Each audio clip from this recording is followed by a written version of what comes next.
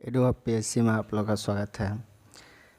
ये test first है। जैसा कि आप लोग को वीडियो के माध्यम से जानकारी मिल गया होगा कि ये 67 बीपीएससी के लिए केवल 100 रुपये में 50 सेट का आयोजन करवाया जा रहा है एडोब की तरफ से। और काफ़ी इम्पोर्टेंट, जैसा कि ये टेस्ट के फीचर भी आप देख सकते हैं वीडियो ये सेक्शन में जा कर के कि क्या क्या इनके फीचर है। वैसे आमतौर पर बात किया जाए तो इसमें 2 बार आपका प्रीवियस ईयर क्वेश्चन का रिवीजन होगा, साथ ही घटना चक्र और एनसीईआरटी पे बेस्ड क्वेश्चन होगा, स्टैटिक्स और सफिशिएंट करंट अफेयर्स होगा। लगभग 2500 करंट अफेयर्स इसमें इंक्लूड किया जाएगा। हर एक सेट में कम से कम 50 क्वेश्चन होंगे और इस तरह से 2500 क्वेश्चन बनता है। सेट को बनाने का तरीका और आप प्रैक्टिस सेट में अटेंड करते हैं, ये उससे धीरे धीरे इम्प्रूवमेंट आता है। इस वीडियो का जो सेट है वो फ्री में अपलोड करवाया जा रहा है। आप इसके लिए मेरे टेलीग्राम से जुड़ सकते हैं और टेलीग्राम पे जा कर के कभी भी इस टेस्ट को अटेंड कर सकते हैं। ठीक इसी तरह का आपका टेस्ट लिया जाएगा यदि आप इससे जुड़िएगा तो। मैं अपना परिचय दे दूँ, मेरा PG Hansraj college Delhi university से हुआ है और मेरा 64th बीपीएससी में पीटी मेंस भी कंप्लीट हुआ था, लेकिन फाइनल सिलेक्शन नहीं हो पाया। और एडोब हमारी टीम पूरी तरह से प्रयासरत है कि एक सही प्लेटफॉर्म इसके माध्यम से विद्यार्थियों को प्रोवाइड करवाया जाए, जिससे वो इसके माध्यम से अधिक रिजल्ट लेने में सफलता हासिल कर सके। वैसे आप देख सकते हैं कई सारे जो अभी टेस्ट सीरीज यूट्यूब पे दिखाया जा रहा है। तो टेस्ट सीरीज बनाने का जो मेन मकसद होता है कि मॉक टेस्ट जो बनाने का मकसद होता है कि आप एक टेस्ट के माध्यम से कई सारे क्वेश्चनों को अटेम्प्ट कर सकें। ये मेन मकसद होता है, मूल उद्देश्य होता है। तो इसी के द्वारा इसी के ज़रिए हम इस टेस्ट को अटेंड करेंगे और ये ध्यान रखेंगे कि इसके माध्यम से इसमें भले केवल 150 क्वेश्चन हो, लेकिन इस 150 क्वेश्चन के माध्यम से हम 1000 क्वेश्चन का नॉलेज ले पावे। ये बहुत इम्पोर्टेंट होता है। आप इस टेस्ट को फ्री में दे सकते हैं। इसके लिए आप जा सकते हैं, मेरे टेलीग्राम से जुड़ सकते हैं। टेलीग्राम का लिंक चैनल में दिया हुआ है और अटेम्प्ट कर सकते हैं। इस टेस्ट के में आप ये थोड़ा फुल लेंथ टेस्ट होगा। ये 50 टेस्ट जो लिया जाएगा फुल लेंथ टेस्ट होगा। और ये फुल लेंथ टेस्ट अभी हम जो डिस्कशन कर रहे हैं, इसमें यदि आपको वो ओपन आए तो बीच बीच में आप इसको पॉज करके और नेक्स्ट टाइम देख सकते हैं जब आपको लगे। सबसे पहले इसमें इस टेस्ट का जो फर्स्ट सेक्शन है वो इतिहास से उठाया गया है और मेरे हर एक टेस्ट में फर्स्ट जो सेक्शन है इतिहास का ही होगा। और हमारी टीम जो टेस्ट बनाया है उस पर पूरे फोकस किया गया है कि बीपीएससी का जो सिलेबस पीटी का है वो टोटल इंक्लूड किया जाए। जैसे हिस्ट्री, पॉलिटी, ज्योग्राफी ये सब तो सब इंक्लूड कर देते हैं, लेकिन इसके अलावा विविध होता है, बिहार स्पेशल होता है, करंट में बिहार स्पेशल होता है, इसके बाद नेशन, इंटरनेशनल, स्टेट का होता है। तो इन सभी को इंक्लूड किया गया है और बराबर वेटेज दिया गया है ताकि किसी भी सेक्शन के चलते आपका रिजल्ट न रुके। क्योंकि अच्छे स्टूडेंट का रिजल्ट केवल 2-3 मार्क्स, 10 मार्क्स से 4 मार्क्स के लिए ही रुकते हैं। और सबसे बड़ी बात है कि इस टेस्ट को आप अटेम्प्ट करके ये आप अंदाज़ा लगा सकते हैं कि बिहार में आपका रैंक कितना है और इस तरह से आप इम्प्रूव कर सकते हैं। पहला क्वेश्चन है कि सिंधु घाटी सभ्यता कहाँ तक विस्तृत थी। काफ़ी इम्पोर्टेंट क्वेश्चन है ये। इसमें 5 ऑप्शन दिया गया है। जैसा कि बीपीएससी जिस तरह से ऑप्शन डालता है उसी तरह से ऑप्शन बनाया गया है हमारी टीम द्वारा। और ये 5 ऑप्शन में पहला है कि पंजाब, दिल्ली और जम्मू कश्मीर। बी में है राजस्थान, बिहार, बंगाल और उड़ीसा। सी में पंजाब, राजस्थान, गुजरात और उड़ीसा। डी में हुआ आपका पंजाब, राजस्थान, गुजरात, उत्तर प्रदेश, हरियाणा, सिंध और बलूचिस्तान। और ई में उपयुक्त में से कोई नहीं या एक से अधिक। तो इसके बारे में आप सोच लिए होंगे या सोच लीजिए 5 सेकंड के टाइम है आपके पास। तो इस क्वेश्चन का बनाने का जो मॉक टेस्ट होता है, इनमें मूल उद्देश्य होता है कि आप सिंधु घाटी सभ्यता जो है उनके फैलाव के बारे में आपको जानकारी होना चाहिए कि वो कहाँ तक है। जैसे एनसीईआरटी में भी आप पढ़िएगा कि 12,96,000 करीब वर्ग किलोमीटर, 12,96,000 करीब वर्ग किलोमीटर स्क्वायर तक जो था सिंधु घाटी का क्षेत्रफल था। और इसी आधार पे ये बनाया गया है ये क्वेश्चन। तो यदि बात किया जाए तो सिंधु घाटी के एक तरह से जो ये कहाँ तक फैला था, तो सबसे पहले अगर नॉर्थ की बात करें तो ये कश्मीर में था। और इस तरह से इसमें आप चेक कर सकते हैं कि कश्मीर कहीं है कि नहीं है। तो 1 नंबर में आपका जम्मू कश्मीर है दिया हुआ, तो 1 नंबर आपका सही हो सकता है फर्स्ट। लेकिन सेकेंड फिर आप साउथ में जाइए तो साउथ में दैमाबाद तक फैला हुआ था। दैमाबाद कहाँ है, तो ये महाराष्ट्र में है। दैमाबाद महाराष्ट्र में है। तो फिर इसमें साउथ में देखिए महाराष्ट्र है कि नहीं कहीं, तो ये फर्स्ट ऑप्शन में कहीं महाराष्ट्र नहीं है। सबसे पहले आप जम्मू कश्मीर जो चूज किए तो ये देखने का प्रयास कीजिए कि जम्मू कश्मीर और किस किस ऑप्शन में है। तो ये देखिए फर्स्ट ऑप्शन में ही है और किसी में ऑप्शन नहीं दिया गया है जम्मू कश्मीर का, और दैमाबाद भी नहीं दिया गया है। तीसरा, अब हम विचार करेंगे कि इसकी पश्चिमी छोर, पूर्वी और पश्चिमी छोर किधर था। तो पूर्वी छोर जो उत्तर में था ये उत्तर प्रदेश में, और पश्चिमी जो छोर था वो पाकिस्तान था। हालांकि ये अफ़गानिस्तान उत्तर पश्चिम छोर अफ़गानिस्तान में भी था इनका। तो इस तरह से आप चौहद्दी के बारे में पता लगा करके होल सिंधु घाटी सभ्यता के फैलाव के बारे में जान सकते हैं। लेकिन इसमें ऑप्शन उस तरह से नहीं दिया गया है सीधे रूप में, तो अब आप उसको चूज़ कर सकते हैं। अगर हम ये जान गए कि उत्तर में ये जम्मू कश्मीर तक फैला हुआ था, कुछ पार्ट ये अफ़गानिस्तान में थे, फिर आपका दक्षिण में महाराष्ट्र तक फैला हुआ था, पूरब में यूपी में फैला हुआ था, होल यूपी में नहीं आधे यूपी तक फैला हुआ था, और पश्चिम में पाकिस्तान पूरे लगभग पाकिस्तान का क्षेत्र लगभग में था। तो इस तरह से आप इसको अब चूज़ कर सकते हैं। पंजाब हो जाएगा, ये फैलाव पंजाब में था ही, दिल्ली में भी था और जम्मू कश्मीर में भी था, ये आंसर हो जाएगा। फिर दूसरा आंसर देखेंगे, राजस्थान में भी था, बिहार में भी था, बंगाल में भी था, लेकिन उड़ीसा नहीं था। ये बंगाल नहीं था, सॉरी बंगाल भी नहीं था और उड़ीसा भी नहीं। तो ये सेकेंड ऑप्शन जो है ऑटोमेटिक कट ऑफ हो जाता है।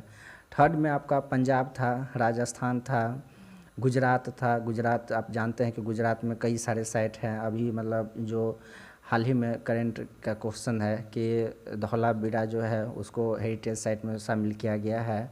उड़ीसा में फिर नहीं था, बंगाल में नहीं था। तो इस तरह से बी और सी मेरा कट ऑफ हो जाता है। फिर डी आप देख सकते हैं, डी में जो है ये पंजाब में बिल्कुल था, राजस्थान में भी था, गुजरात में भी था, उत्तर प्रदेश इसमें भी था, हरियाणा में भी था, सिंध में भी था और बलूचिस्तान भी था। ये सिंध और बलूचिस्तान ये सभी में थे। तो इस तरह से फर्स्ट का आंसर जो हो जाएगा, करेक्ट आंसर अगर चूज किया जाए तो ये आपका आंसर डी हो जाएगा, फर्स्ट का आंसर। तो ये इस तरह से सिंधु घाटी के फैलाव के बारे में आप होल एक क्वेश्चन के माध्यम से जानकारी एकत्र कर सकते हैं। और सेट बनाने का जो नियम होता है मूलतः यही होता है कि आप एक क्वेश्चन के माध्यम से कई सारे इशूज़ को जान लीजिए। आप इससे धौलावीरा के बारे में भी जान लिए, जो भी हेरिटेज साइट में शामिल किया गया है। तो इससे आपका करेंट भी प्रिपेयर हुआ। तो सेट बनाने का, मॉक टेस्ट बनाने का मूल उद्देश्य यही होना चाहिए। नेक्स्ट क्वेश्चन देखते हैं हम कि नेक्स्ट क्वेश्चन पूछ रहा है कि किस शासक ने गंगा एवं सोन नदी के संगम पर पाटलिपुत्र नामक नगर की स्थापना की। किस शासक ने गंगा एवं सोन नदियों के संगम पर पाटलिपुत्र नामक नगर की स्थापना की, ये क्वेश्चन है। तो इसमें फर्स्ट क्वेश्चन फिर उसको हम एनालाइज करना स्टार्ट करेंगे। फर्स्ट ए में दिया हुआ है अजातशत्रु, बी में दिया है उदयन, सी में दिया है बिंबिसार और डी में दिया है महापद्मनंद, और ई में उपयुक्त में से कोई नहीं या एक से अधिक। अजातशत्रु की अगर बात किया जाए तो ये हर्यक वंश के शासक थे। उदयन की बात किया जाए तो ये भी हर्यक वंश के शासक थे, और बिंबिसार की बात किया जाए तो ये भी हर्यक वंश के शासक थे। और महापद्म नंद की बात किया जाए तो ये नंद वंश के शासक थे, जो हर्यक वंश के शिशुनाग वंश के बाद आता है। तो सबसे पहले जो वंश आएगा उस पर हमको विचार करना है कि कौन कौन से सबसे पहले वंश आए, क्योंकि यदि वो स्थापना कर दे उस वंश अगर शहर की नींव डाल देता है, स्थापना कर देता है, तो फिर नेक्स्ट वंश के बारे में सोचने का कोई मतलब ही नहीं बनता है। और हर्यक वंश के बारे में आप पढ़े होंगे 6ठी शताब्दी ईसा पूर्व के, जो 6ठी शताब्दी ईसा पूर्व में जो नॉर्थ इंडियन का पॉलिटिकल, ज्योग्राफिकल, इकोनॉमिकल और सारे जो परिस्थितियाँ थी जो एक स्टेट के लिए होना चाहिए, वो पूरी तरह से संपन्न हो चुका था। और 6ठी शताब्दी ईसा पूर्व ये वही काल था जब द्वितीय सेकेंड अर्बनाइजेशन इंडिया में प्रारंभ हो जाता है। और फर्स्ट अर्बनाइजेशन कब स्टार्ट होता है, तो फर्स्ट अर्बनाइजेशन हुआ था सिंधु घाटी सभ्यता से। तो इसीलिए सिंधु घाटी सभ्यता को पहली शहरीकरण, भारत का पहली शहरीकरण कहा जाता है। तो फिर से हम इस क्वेश्चन पे बात कर रहे हैं कि आखिर ये जो इसका आंसर क्या होना चाहिए। तो हर्यक वंश के शासक, अब इन तीनों महापद्म नंद को तो हम हटा दिए पहले ही, अब तीन शासक बच गया हर्यक वंश के। तो सबसे पहला जो है वो ए में अजातशत्रु, बी में उदयन और सी में आपका बिंबिसार दिया हुआ है। तो इससे हम ये अंदाज़ा लगा सकते हैं कि जो ये 3 शासक दिए हुए हैं इनमें क्रोनोलॉजी किस तरह से बिठाया जाए। तो क्रोनोलॉजी अगर बैठाइएगा तो हर्यक वंश का जो संस्थापक था वो बिंबिसार थे, उनके पुत्र जो अजातशत्रु हुए और उनके पुत्र उदयन हुए। तो बिंबिसार आप पढ़िएगा 600 BC में पॉलिटिकल सिचुएशन, बिंबिसार राज को फैलाना प्रारंभ कर दिए थे। और ये आप हिस्ट्री में पूर्ण रूप से पढ़िएगा कि जो शासक अगर एस्टेब्लिश किया जाता है, किसी राज्य को एस्टेब्लिश करता है, नए राज्य की स्थापना करता है, तो वो मूल रूप से उनका जीवन जो है पूरी तरह से उसके विस्तार देने में ही लगभग समाप्त हो जाता है। जैसे आप एग्जाम्पल में दिल्ली सल्तनत की स्थापना को ले लीजिए या फिर मुग़ल वंश की स्थापना को ले लीजिए।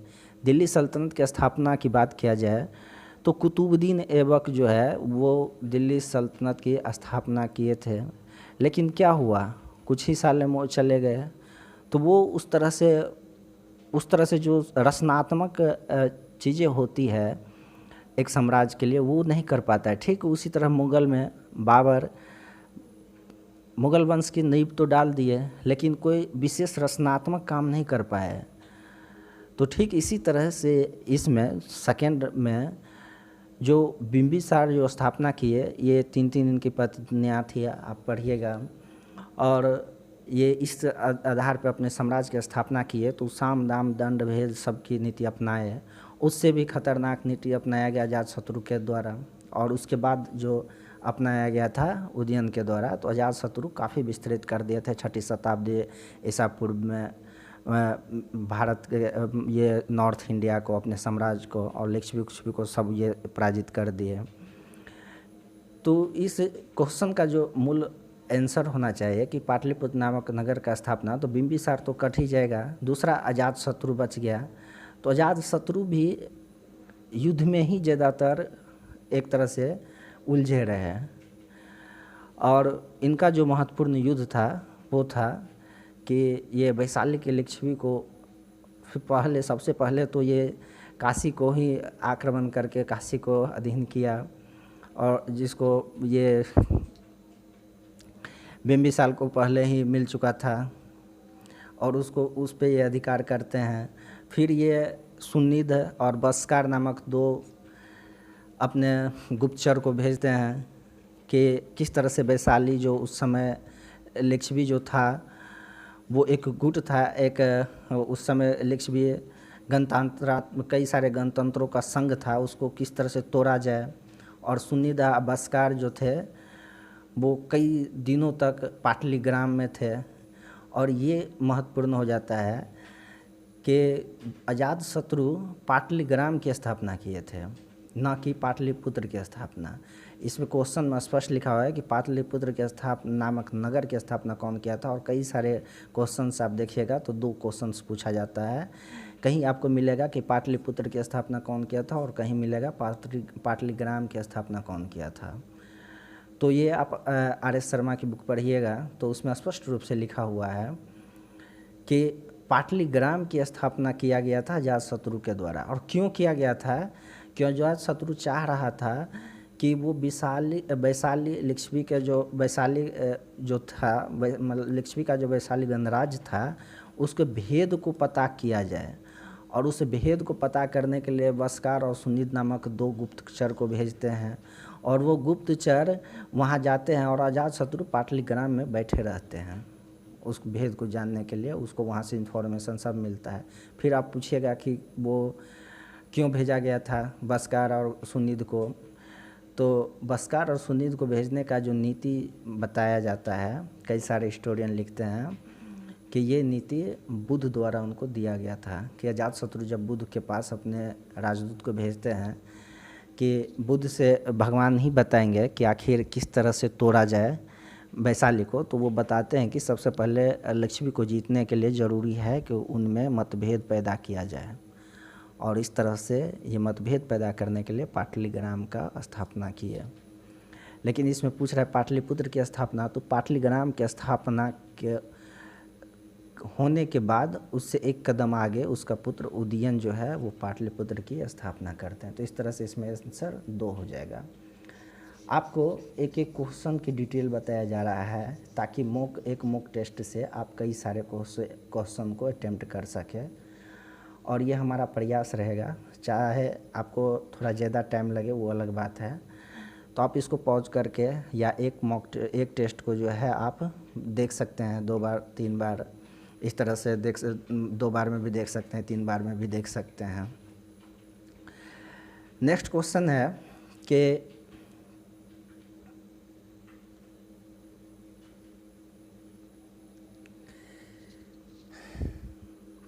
किसके द्वारा तृतीय बौद्ध संगीति का संरक्षण प्रदान किया गया। ये तीसरा क्वेश्चन है। नेक्स्ट क्वेश्चन कि बौद्ध संगीति का संरक्षण प्रदान किया गया था किसके द्वारा। तो फिर ये क्वेश्चन हिस्ट्री का ही है। और हम जैसा कि बता दिए कि हम हर एक सब्जेक्ट का लगभग समान वेटेज दिए हैं अपने टोटल 50 टेस्ट सीरीज़ में। और इसको आपको एकदम अटेम्प्ट करना चाहिए। 100 रुपया कोई बड़ी बात नहीं हो जाती है। और ये टेस्ट सीरीज 20 अक्टूबर से प्रारंभ है। आपको यहाँ एक वीडियो मेरा स्पेशल इस पर बना हुआ, 2 वीडियो बना हुआ है किस तरह से जुड़ना है, उसमें इन्फॉर्मेशन भी दिया गया है। तो ये नेक्स्ट क्वेश्चन है कि किसके द्वारा तृतीय बौद्ध संगीति को संरक्षण प्रदान किया गया था।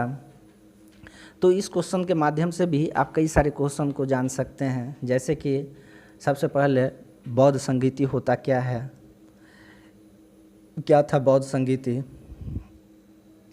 दूसरा कि कितने बौद्ध संगीति हुए यदि यहाँ तृतीय की बात किया जा रहा है तो। और तीसरा कि किस समय हुए थे बौद्ध संगीति। और कई सारे क्वेश्चन को आप जान सकते हैं। तो बौद्ध संगीति सबसे बड़ी पहले बात किया जाए कि क्या थी बौद्ध संगीति। तो बौद्ध संगीति जो महात्मा बुद्ध जब मृत्यु को प्राप्त किए तो बौद्ध ग्रंथ जो है उस घटना को महापरिनिर्वाण करके संबोधित करते हैं। और ये महापरिनिर्वाण के बाद समस्या ये पैदा हो गया कि भगवान बुद्ध जिस तरह से इतनी बड़ी संस्था को बनाए, उस संस्था को किस तरह से चलाया जाए। और इसको चलाने के लिए उनके वचन को एकत्र करना प्रारंभ किया गया। और ये कई साल तक एकत्र होते चला गया और एकत्र किया गया, उसमें संशोधन किया गया, कई सारे इशूज़ पे बात किए गए। जो भी बौद्ध विद्वान होते थे उनको बुलाया जाता था, उनमें बैठा जाता था, लोग विचार विमर्श करते थे। और इस विचार विमर्श को करने के लिए जो स्थान चुना जाता था उनको बौद्ध संगीति का स्थान माना जाता था। और ये जो बैठते थे उन्हीं को बौद्ध संगीति जो है इतिहास में कहा गया है। तो उन्हीं को बौद्ध संगीति कहा गया है। तो आप बौद्ध संगीति के बारे में समझ गए कि बौद्ध संगीति क्या था। अब बात रही कि तीर्थे ये क्या है, कितनी बौद्ध संगीतियाँ हुई। तो बौद्ध संगीति की बात किया जाए तो इतिहास में लिखित रूप से 4 बौद्ध संगीति अभी दर्ज है। प्रथम बौद्ध संगीति अजातशत्रु के समय में हुआ था। आपका इसमें ऑप्शन भी नहीं दिया हुआ है कि अजातशत्रु का।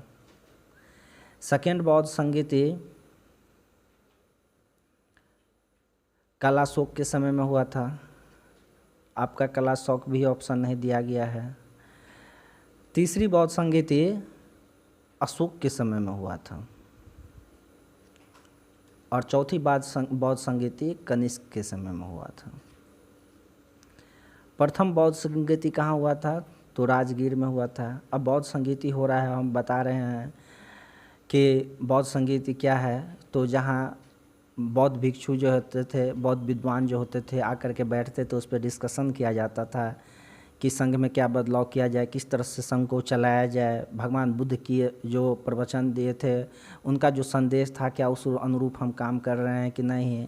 उसमें ग्रंथ लिखा जाता था, कई सारे विचार दिए जाते थे। तो ये कहीं ना कहीं करते होंगे। तो इसलिए आपको क्वेश्चन भी पूछा जाता है कि प्रथम बौद्ध संगीति कहाँ हुआ था, द्वितीय बौद्ध संगीति कहाँ हुआ था, तृतीय बौद्ध संगीति कहाँ।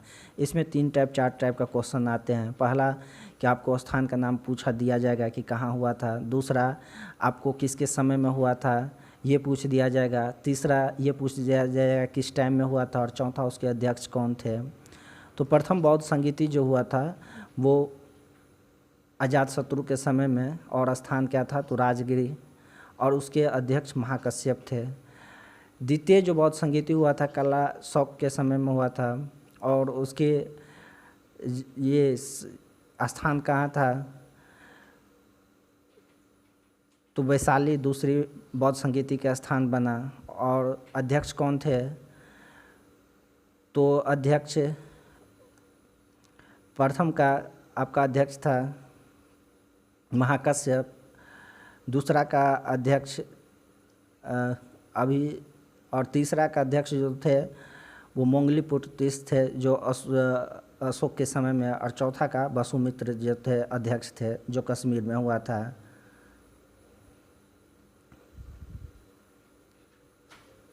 पेन फंस जाता है कभी कभी, इसके लिए सॉरी।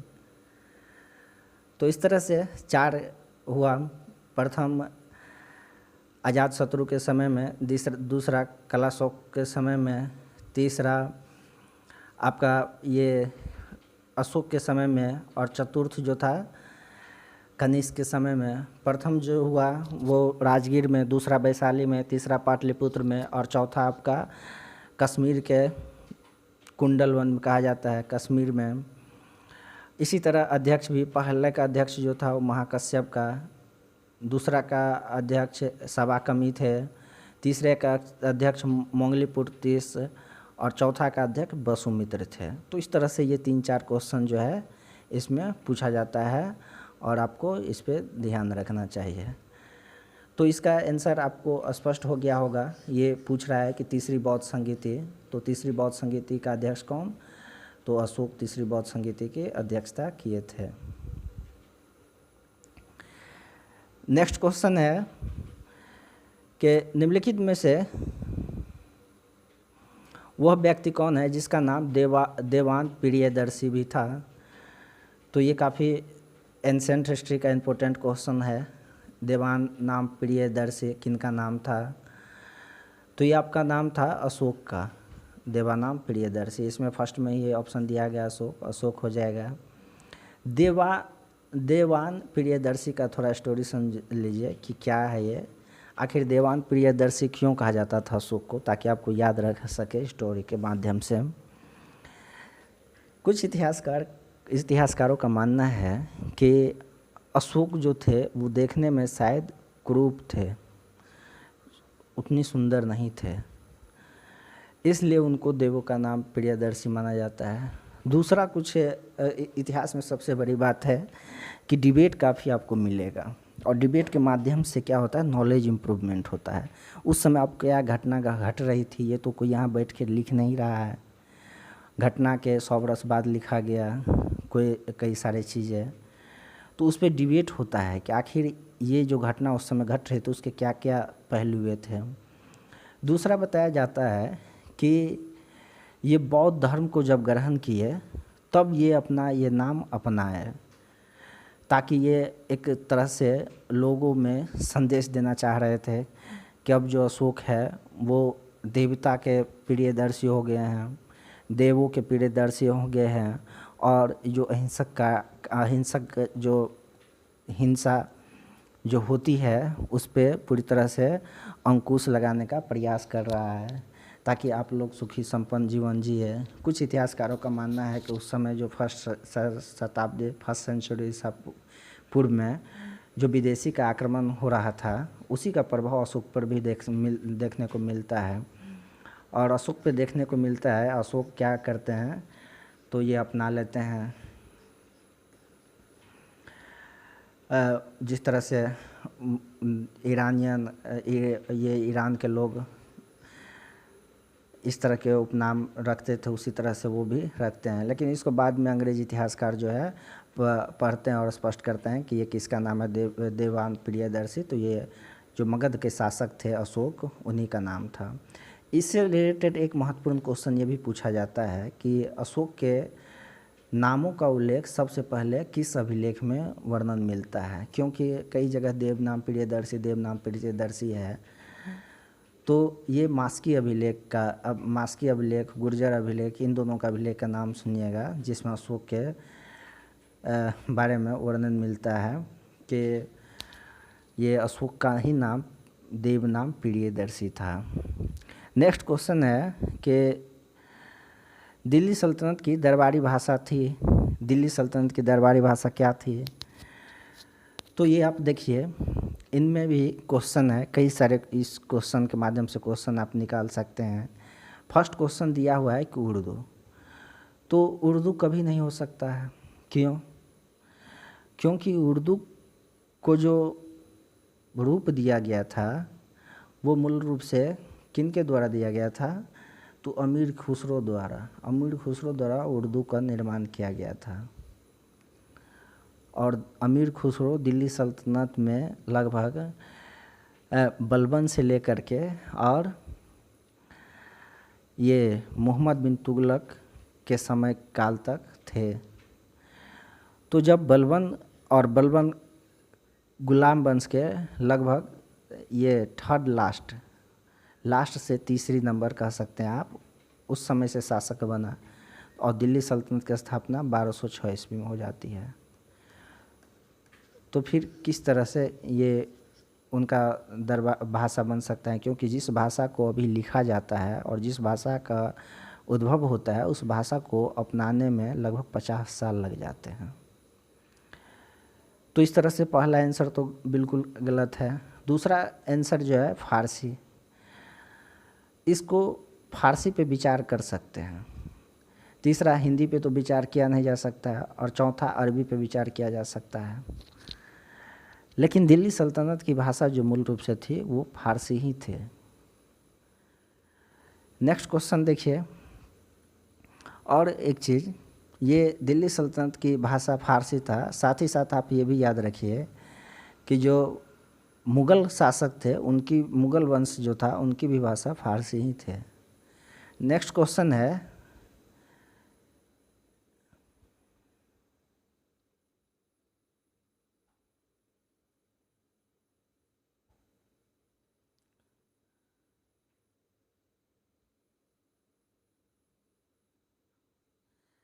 कि कृष्णदेव राय किसके समकालीन थे, यही क्वेश्चन है। हाँ, एक मिनट देख लो। हाँ, कृष्णदेव राय जो थे वो किनके समकालीन थे, इसमें ऑप्शन दिए हुए हैं। A number Sher Shah, B number Humayun, C number Babur, और डी नंबर अकबर, और ई नंबर उपयुक्त में से कोई नहीं, एक से अधिक। तो आप बात कर सकते हैं कि इसके लिए, इस क्वेश्चन को बनाने के लिए आपको एग्जैक्ट डेट चाहिए कि कृष्णदेव राय कौन थे और कब उनका शासन पीरियड था। तो कृष्णदेव राय की बात किया जाए तो कृष्णदेव राय दक्षिण भारत में शासक थे, विजयनगर के शासक थे। विजयनगर साम्राज्य जो था उनका शासक था। और विजयनगर जो थी स्थापना इनके कब हुआ था, कब हुआ था स्थापना सोचिए, और कौन किया था। दो क्वेश्चन, एक कब हुआ था और कौन किया था। तो कौन किया था ये तो काफ़ी इजी है, सबके जवान में एकदम ही रहते हैं। कौन किया था तो हरिहर और बुक्का नामक दो भाई किए थे। और कब हुआ था, तो कब हुआ था अगर बाय द वे आपको याद नहीं है तो इतना तो याद होना चाहिए कि इनकी स्थापना जो है वो दिल्ली सल्तनत के समय में हुआ था। अगर आपको इतना याद है कि दिल्ली सल्तनत के समय में ये विजयनगर साम्राज्य की स्थापना हुआ था, तो फिर आप इनमें देख सकते हैं कि कृष्णदेव राय जो है वो विजयनगर साम्राज्य के शासक थे, और ये जो भी शासक है वो मुगल वंश से रिलेटेड है। इसका मतलब है कि कृष्णदेव राय बाद के, ये दिल्ली सल्तनत में विजयनगर का स्थापना हुआ और विजयनगर के बाद के शासक बने। तो कब, तो कृष्णदेव राय जो थे वो विजयनगर में भी कई सारे वंश आए। सबसे पहले वो संगम था, तब साल्लु, तुल्लु, इस तरह से वंश आए, आर्यविडु ये थे। तो ये विजयनगर के जो शासक थे कृष्णदेव राय वो मूल रूप से बाबर के समय के थे। और इसकी जानकारी आपको कैसे मिलता है, तो बाबर जो थे वो शासक थे, और शासक के साथ ही इनका राइटिंग में भी इंटरेस्ट था। और इसीलिए कमीशन में जब आप जाइएगा तो उसमें पूछा जाता है कि आपका इंटरेस्ट और किस चीज़ में है। केवल आप तो किताब के कीड़ा तो नहीं ना है, आपका इंटरेस्ट वेरियस इंटरेस्ट होना चाहिए। एक एडमिनिस्ट्रेटिव व्यक्ति को वेरियस इंटरेस्ट होना चाहिए। जैसे आपको जिस समय टाइम मिले तो आप टेक्नोलॉजी से भी जुड़िए और अदर चीज़ से जुड़िए, क्योंकि एडमिनिस्ट्रेटर आप बनने जा रहे हैं और एडमिनिस्ट्रेटर के लिए उनको सभी तरह की नॉलेज रहेगा, तभी वो सर्वांगीण विकास की बात करेंगे। तो बाबर ये पुस्तक लिखते हैं, कौन सी पुस्तक, तुजुक ए बाबरी,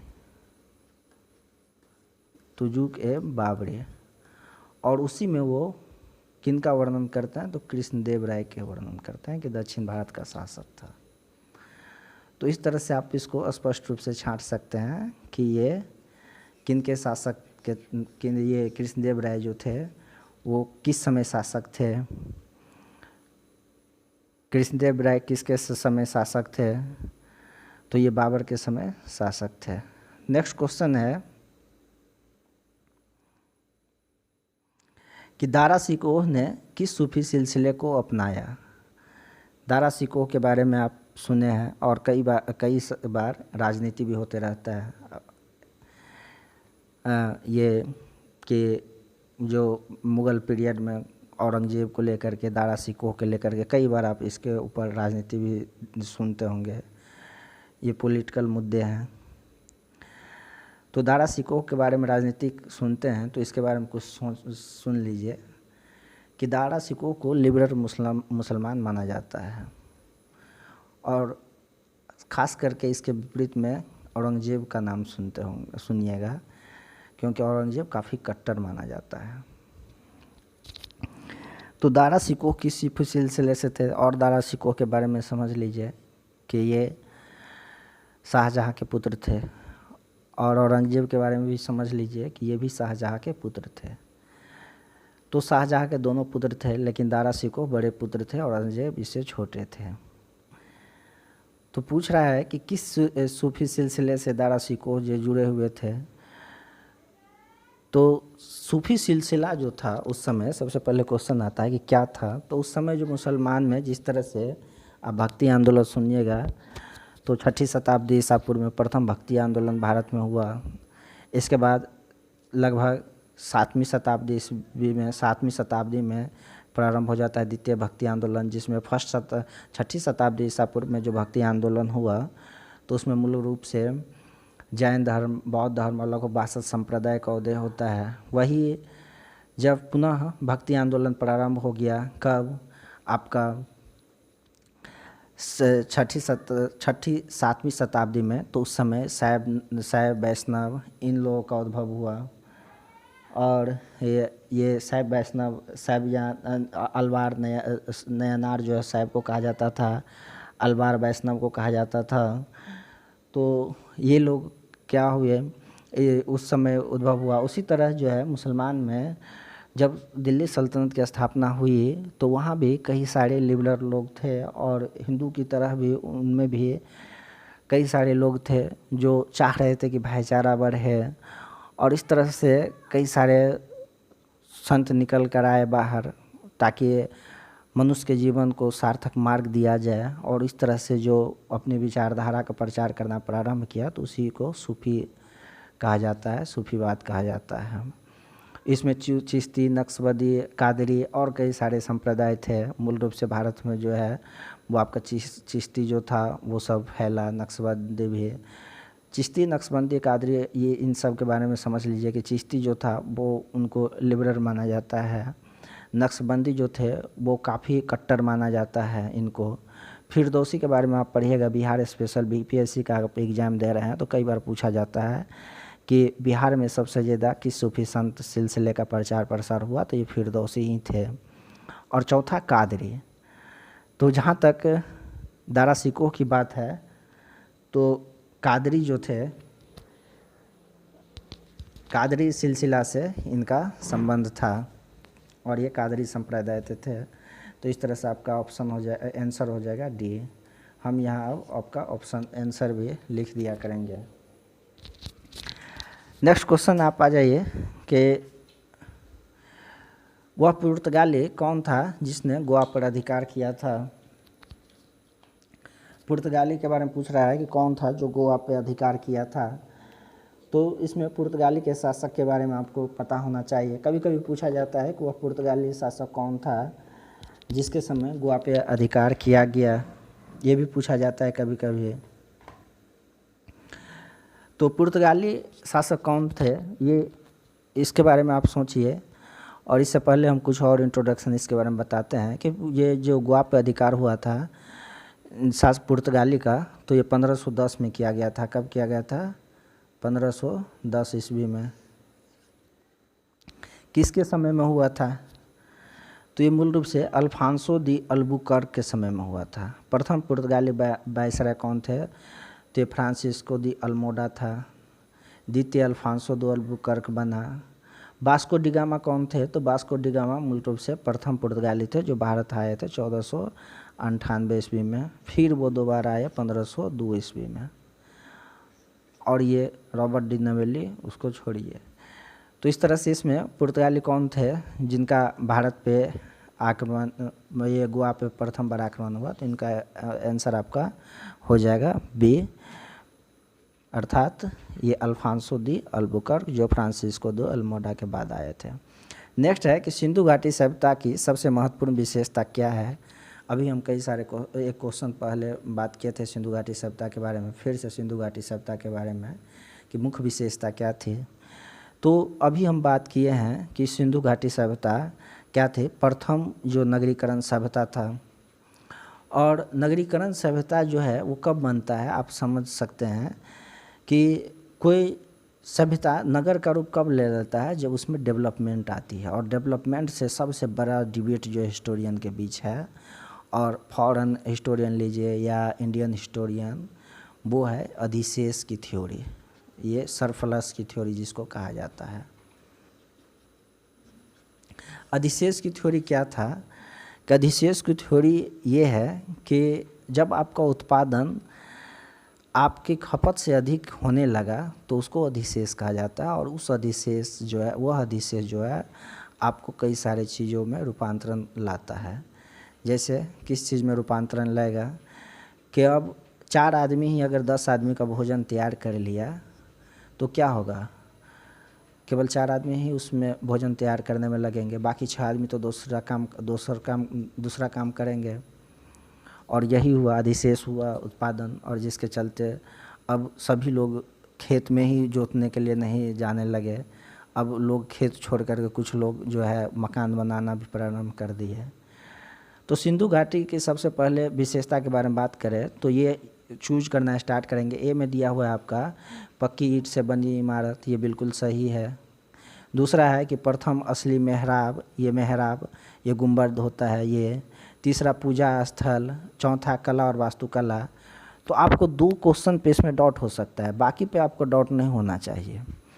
पहला क्वेश्चन जो है ये प्रथम असली मेहराब, तो इस पे आपको डाउट नहीं होना चाहिए। दूसरा पूजा स्थल, इस पे डाउट नहीं होना चाहिए, क्योंकि सिंधु घाटी सप्ताह से कोई पूजा स्थल का स्पष्ट प्रमाण नहीं मिला है।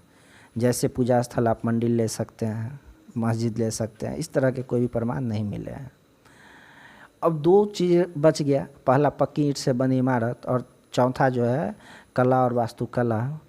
तो पक्की ईंट के से बनी इमारत तो मिले हैं, कई सारे जो वहाँ शहर थे वो 2 छोर में बना हुआ था, ये आप पढ़े हैं। सिंधु मतलब ये मोहनजोदड़ो, हड़प्पा, ये सब बने हुए थे, कई सारे मतलब काफ़ी उन्नत प्रगति पे थे। और कला और वास्तुकला भी मिलता है। वास्तुकला किसको कहा जाता है, तो भवन निर्माण को कहा जाता है। कला के कई सारे रूप होते हैं। लेकिन यदि क्वेश्चन अगर पूछा जाए कि महत्वपूर्ण विशेषता, अगर इसमें से महत्वपूर्ण को आप हटा दीजिएगा तो आपका आंसर ई हो जाना चाहिए, क्योंकि सभी ये पहला भी विशेषता थे, चौथा भी विशेषता थे। लेकिन महत्वपूर्ण यदि आप उसको पकड़िएगा, महत्वपूर्ण अगर है क्वेश्चन में, तो आपका ये आंसर हो जाना चाहिए। पक्की ईंट जो है वो महत्वपूर्ण उनकी विशेषताएं थी शहर की, सिंधु घाटी सप्ताह की। तो इसका आंसर आपका हो जाएगा ए।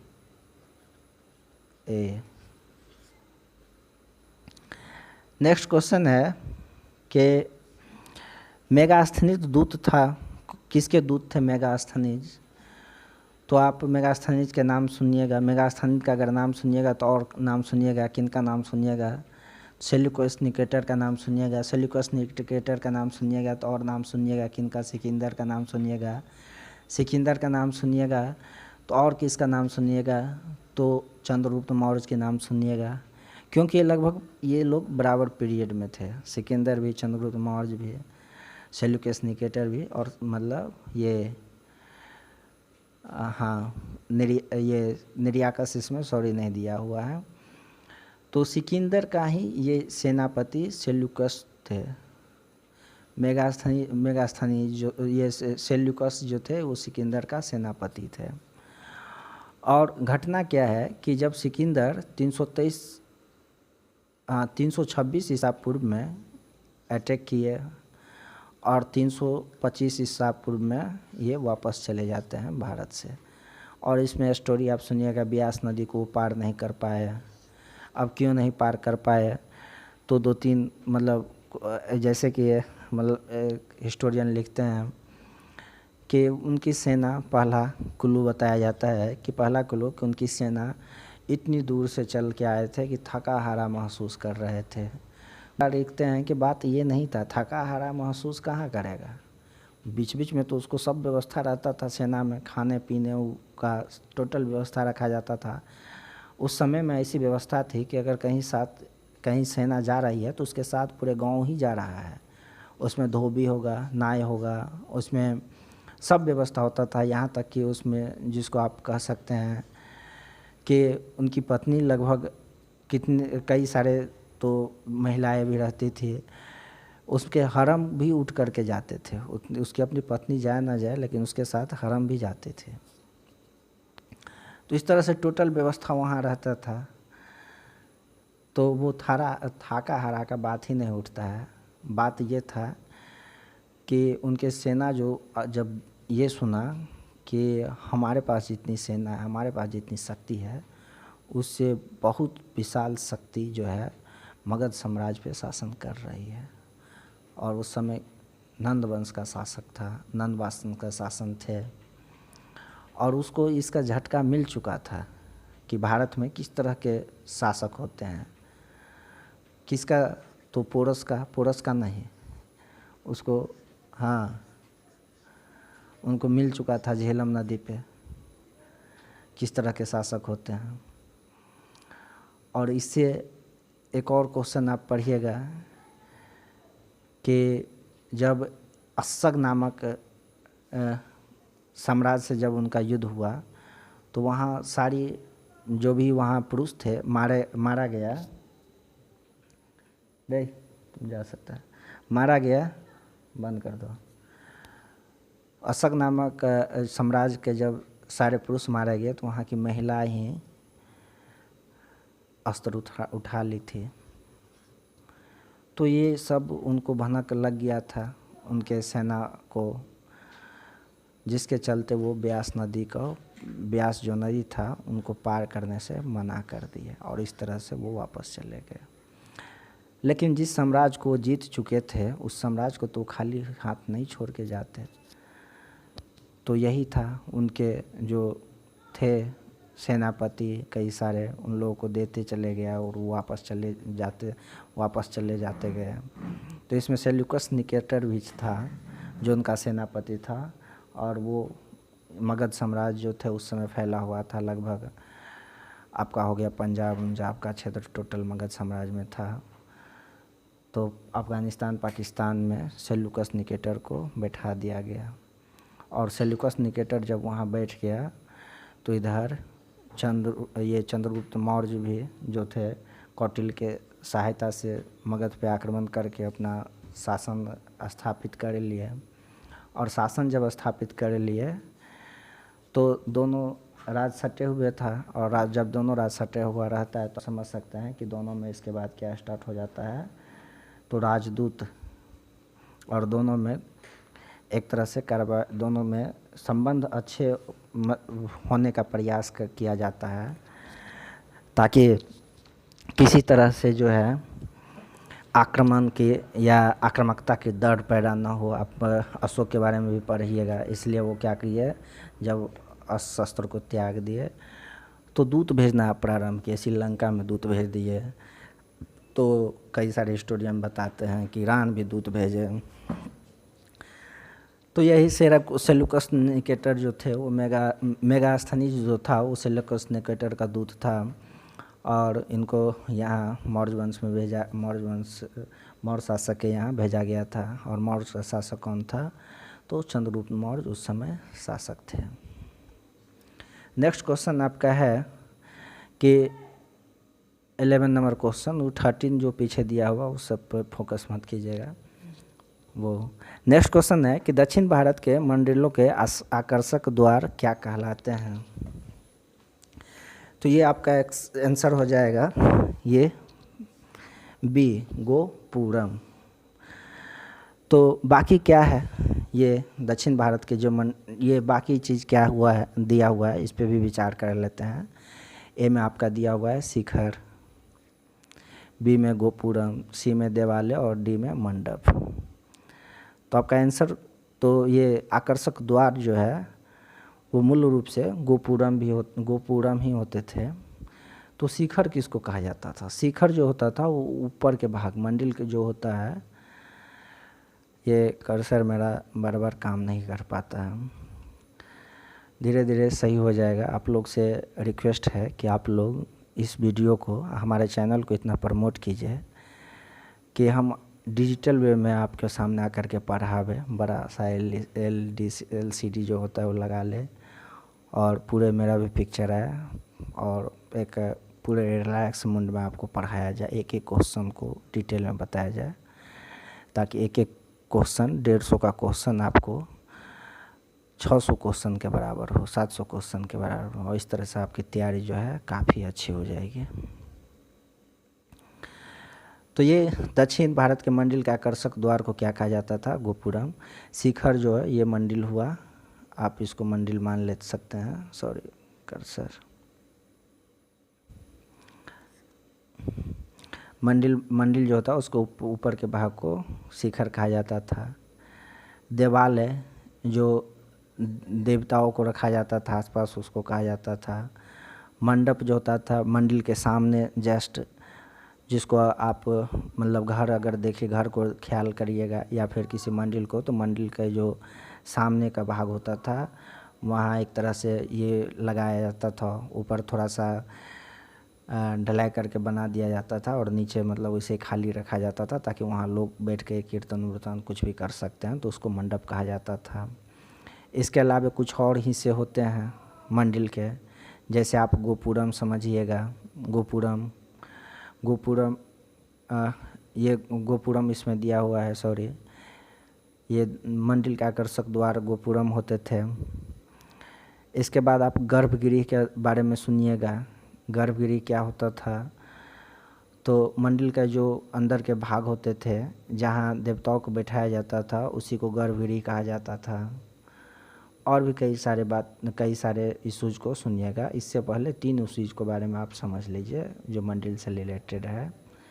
पहला आपका ये शैली के बारे में क्वेश्चन पूछा जाता है कि उत्तर भारत के जो मंदिर है उसका निर्माण किस शैली के तहत किया जाता है, तो ये नागर शैली से रिलेटेड होता है उत्तर भारत का। दूसरा आपको पूछा जाता है कि जो दक्षिण भारत है उन मंदिरों के निर्माण के लिए किस शैली का प्रयोग किया जाता था, तो डलवीर शैली का। और तीसरा बच जाता है, अगर उत्तर आप देख लिए दक्षिण देश के लिए, तो मिडिल का पार्ट बच जाता है और मिडिल पार्ट में जो शैली का उपयोग किया जाता था उसको बेसर शैली कहा जाता था। और इस तरह से बेसर शैली का आप उड़ीसा में देखिएगा, सूर्य का जो कोणार्क मंदिर बना हुआ है, इस सब को बेसर शैली में बनाया जाता था। बेसर शैली की क्या विशेषता होती थी, तो उत्तर भारत की शैली जो नागर शैली कहलाती थी, दक्षिण भारत की शैली जो डलवीर शैली, इन दोनों की विशेषता पाया जाता था। लेकिन फिर उत्तर भारत की शैली नागर शैली क्या विशेषता थी, दक्षिण भारत की शैली डलवीर शैली क्या विशेषता थी, इन सब को डिटेल में हम आगे पढ़ते चलेंगे। नेक्स्ट क्वेश्चन है कि अभी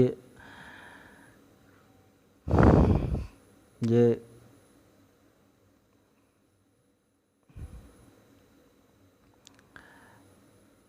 मेरा जो है ये कर्सर फंस रहा है, सॉरी इसके लिए। लैपटॉप भी थोड़ा काफ़ी पुराना हो चुका है, आप लोग इसको फैलाइए, मेरे तरफ से निवेदन है, ताकि आपको भी बेनिफिट हो और फैलाइएगा तो एक तरह से हौसला बढ़ता है किसी भी जो वीडियो बनाने वाले को, और हौसला बढ़ेगा तो इससे क्या होगा, हम और भी प्रयास करेंगे कि और भी अच्छे वीडियो बनावे, ताकि काफ़ी रुचिपूर्ण हो और आप लोग देख पावे। ये कर्सर फंस गया, आगे नहीं जा रहा है। 1 मिनट सही हो जाएगा, 1 मिनट। इसको इस तरह से कर दीजिए, इसको इस तरह से कर दीजिए और रिफ्रेश कर दीजिए, क्या आएगा कि नहीं आएगा। हाँ, क्या हो गया भगवान।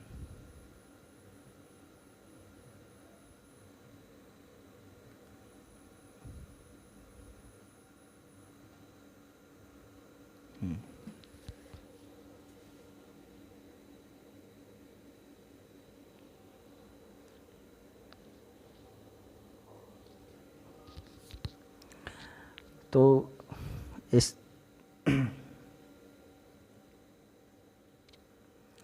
वीडियो, हाँ सॉरी, फिर चालू हो गया। नेक्स्ट क्वेश्चन है कि भारत में कागज़ का प्रयोग कब से प्रारंभ हुआ। ये 12 नंबर क्वेश्चन है। 12 का ए आंसर हो जाएगा 12वीं शताब्दी। अब ये आंसर कैसे होगा, क्योंकि जो 12वीं शताब्दी जो है उस समय ही 12वीं शताब्दी 1206, जैसे कि हम लोग बात किए हैं कि 1206 के करीब क्या होता है, तो दिल्ली सल्तनत की स्थापना हो जाती है। और दिल्ली सल्तनत की जब स्थापना हुई तो चाइना से पहले भी हमारा संबंध था और अब भी मतलब काफ़ी बढ़ा, और बढ़ने के कारण ये जो कागज़ का सबसे पहले आविष्कार किया गया था वो चाइना में ही आविष्कार किया गया था। और जब बढ़ा, चाइना में जब आविष्कार हुआ तो उस समय जो है ये भारत में भी फैला 12वीं शताब्दी में। नेक्स्ट है, किस अधिनियम के तहत बिहार एक अलग राज्य बना था। 13 नंबर क्वेश्चन। तो इसमें 4 ऑप्शन दिया हुआ है 1935, 1919, 1909, 1947। तो बिहार जो है किस अधिनियम के तहत एक अलग राज्य बना, तो ये आंसर आपका 1935 हो जाएगा। 1935 क्यों? 1935 में ही बिहार का लगभग 3 बार विभाजन हुआ है, इसको याद रखिएगा। फर्स्ट बार विभाजन बंगाल से हुआ, और बंगाल से जब विभाजन हुआ तो ये बिहार और उड़ीसा दोनों एक अलग राज्य बने थे बंगाल से अलग होकर के। फिर दूसरी बार विभाजन हुआ तो ये उड़ीसा से अलग हुआ, 1935 में अलग हुआ था, और बिहार को उड़ीसा से सेपरेट कर दिया गया। और तीसरी बार जब विभाजन हुआ, कब हुआ था? 2000 ईस्वी में, जब झारखंड को बिहार से अलग कर दिया। नेक्स्ट क्वेश्चन है, तो इसका आपका ऑप्शन हो जाएगा, ये आंसर हो जाएगा आपका 13 नंबर क्वेश्चन का ए। क्या हो जाएगा आंसर? ए, सॉरी, ए। नेक्स्ट क्वेश्चन है कि किस कमेटी ने न्याय पंचायत बनाने की सिफारिश की थी? 14 नंबर क्वेश्चन आपका आंसर हो जाएगा बी, अशोक मेहता कमेटी। बलवंत राय मेहता कमेटी सबसे फेमस कमेटी है पंचायती राज व्यवस्था को लेकर के। सबसे फेमस कमेटी बलवंत राय मेहता, जो त्रिस्तरीय पंचायती राज व्यवस्था की बात किया था। सरकारी आयोग क्या है? तो ये सरकारी आयोग को बनाया गया था जांच करने के लिए कि स्टेट और सेंट्रल का रिलेशन किस तरह से इम्प्रूव किया जाए। तो ये सरकारी आयोग आपका हो गया। जीबी के राव समिति भी ये पंचायत से संबंधित समिति थे, और अशोक मेहता और बलवंत राय मेहता, ये तीनों, बलवंत राय, अशोक और जीबी के, ये तीनों पंचायत से, और तीसरा चौथा सरकारी या जो स्टेट और सेंट्रल के रिलेशन से था। तो इसमें आपका अशोक मेहता समिति हो जाएगा। नेक्स्ट क्वेश्चन है भारतीय, अब नेक्स्ट सेक्शन पॉलिटी पे आ गया। जैसा कि हम बताए थे, लगभग सभी का वेटेज समान दिए हैं ताकि आप किसी भी सब्जेक्ट में कम मार्क्स ना आवे और आपका अच्छा से रिजल्ट हो जाए, मेरिट में आपका बन सके। नेक्स्ट क्वेश्चन है भारतीय संविधान की प्रकृति क्या है?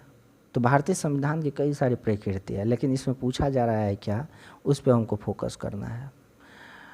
तो ये पहला दिया हुआ है संघीय, दूसरा एकात्मक,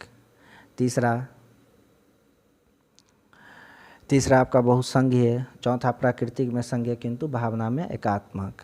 ये 4 ऑप्शन दिए गए हैं। 5वां वही जो बीपीएससी का रहता है, इनमें से कोई नहीं, उपरोक्त में से कोई नहीं, या उपरोक्त में से एक से अधिक। तो आपका 15 नंबर क्वेश्चन है, और 15 नंबर क्वेश्चन का आंसर हो जाएगा आपका एक से अधिक। क्यों? क्योंकि भारत जो है वो एकात्मक व्यवस्था को भी इंगित करता है और संघीय व्यवस्था को भी इंगित करता है। एकात्मक व्यवस्था का अर्थ होता है कि एक ही सेंट्रल है वहाँ पे, वही पूरे स्टेट को हैंडल करता है। वही संघीय व्यवस्था का अर्थ होता है कि पावर का जो है वो अलग अलग डिस्ट्रीब्यूशन है। तो आप देखने में अगर बात किया जाए तो ये तो संघीय दिखाई देता है। कैसे? क्योंकि आप साथ में ये अनुसूची जब पढ़िएगा तो उसमें 3 कैटेगरी का अनुसूची बनाया गया है। पहला संघीय, दूसरा पहला केंद्रीय, दूसरा राज्य, और तीसरा समवर्ती सूची। तो उसमें पावर का डिस्ट्रीब्यूशन किया गया है कि स्टेट के पास कितनी पावर है, सेंट्रल के पास कितनी पावर है। तो इस तरह से इसको संघीय बताया जाता है भारत को। लेकिन फिर एकात्मक कहाँ? एकात्मक भी है। कैसे?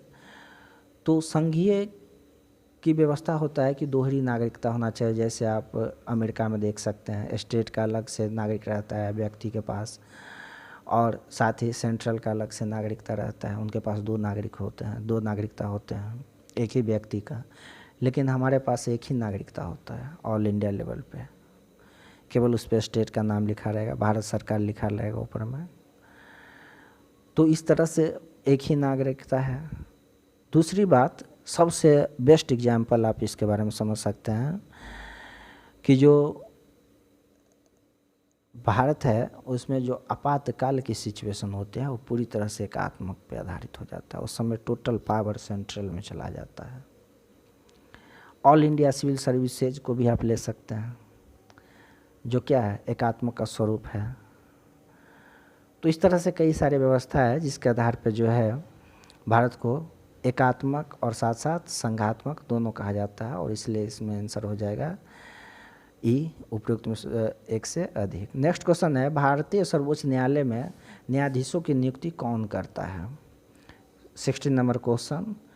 तो 16 नंबर क्वेश्चन का आंसर आपका हो जाएगा बी, राष्ट्रपति। भारतीय सर्वोच्च न्यायालय में न्यायाधीशों की नियुक्ति, लेकिन राष्ट्रपति डायरेक्ट नहीं करता है।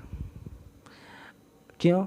अगर राष्ट्रपति डायरेक्ट किया जाए, राष्ट्रपति अगर डायरेक्ट करते हैं तो ये सेपरेशन ऑफ पावर का जो थ्योरी आप लोग पढ़ते हैं पॉलिटिकल साइंस में, वो यहाँ समाप्त हो जाएगा।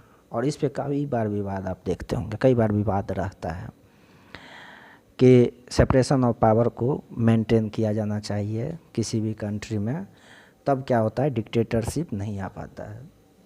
और इसलिए भारत में न्यायाधीशों की नियुक्ति के लिए, चाहे वो सर्वोच्च न्यायालय के हो या उच्च न्यायालय की, कॉलेजियम व्यवस्था किया गया है। और कॉलेजियम व्यवस्था के आधार पर नियुक्ति होती है। कॉलेजियम व्यवस्था क्या है? तो कॉलेजियम व्यवस्था जो होता है उसके अध्यक्ष सर्वोच्च न्यायालय के या उसी को उच्चतम न्यायालय, ये आप ध्यान रखिएगा, उच्चतम न्यायालय सर्वोच्च न्यायालय को ही कहा जाता है। उच्चतम न्यायालय के जो मुख्य न्यायाधीश होते हैं वो इनकी अध्यक्षता करते हैं। और इसमें बना हुआ है पहलू कि यदि अगर सर्वोच्च न्यायालय में ही न्यायाधीशों की नियुक्ति करना है तो उसमें सर्वोच्च न्यायालय के 4 वरिष्ठ न्यायाधीश से राय विचार लिया जाता है। ये सर्वोच्च न्यायालय के न्यायाधीश उनकी अध्यक्षता करते हैं। इसका अर्थ ये नहीं है कि वो जिसको मन उसको नियुक्त कर देंगे।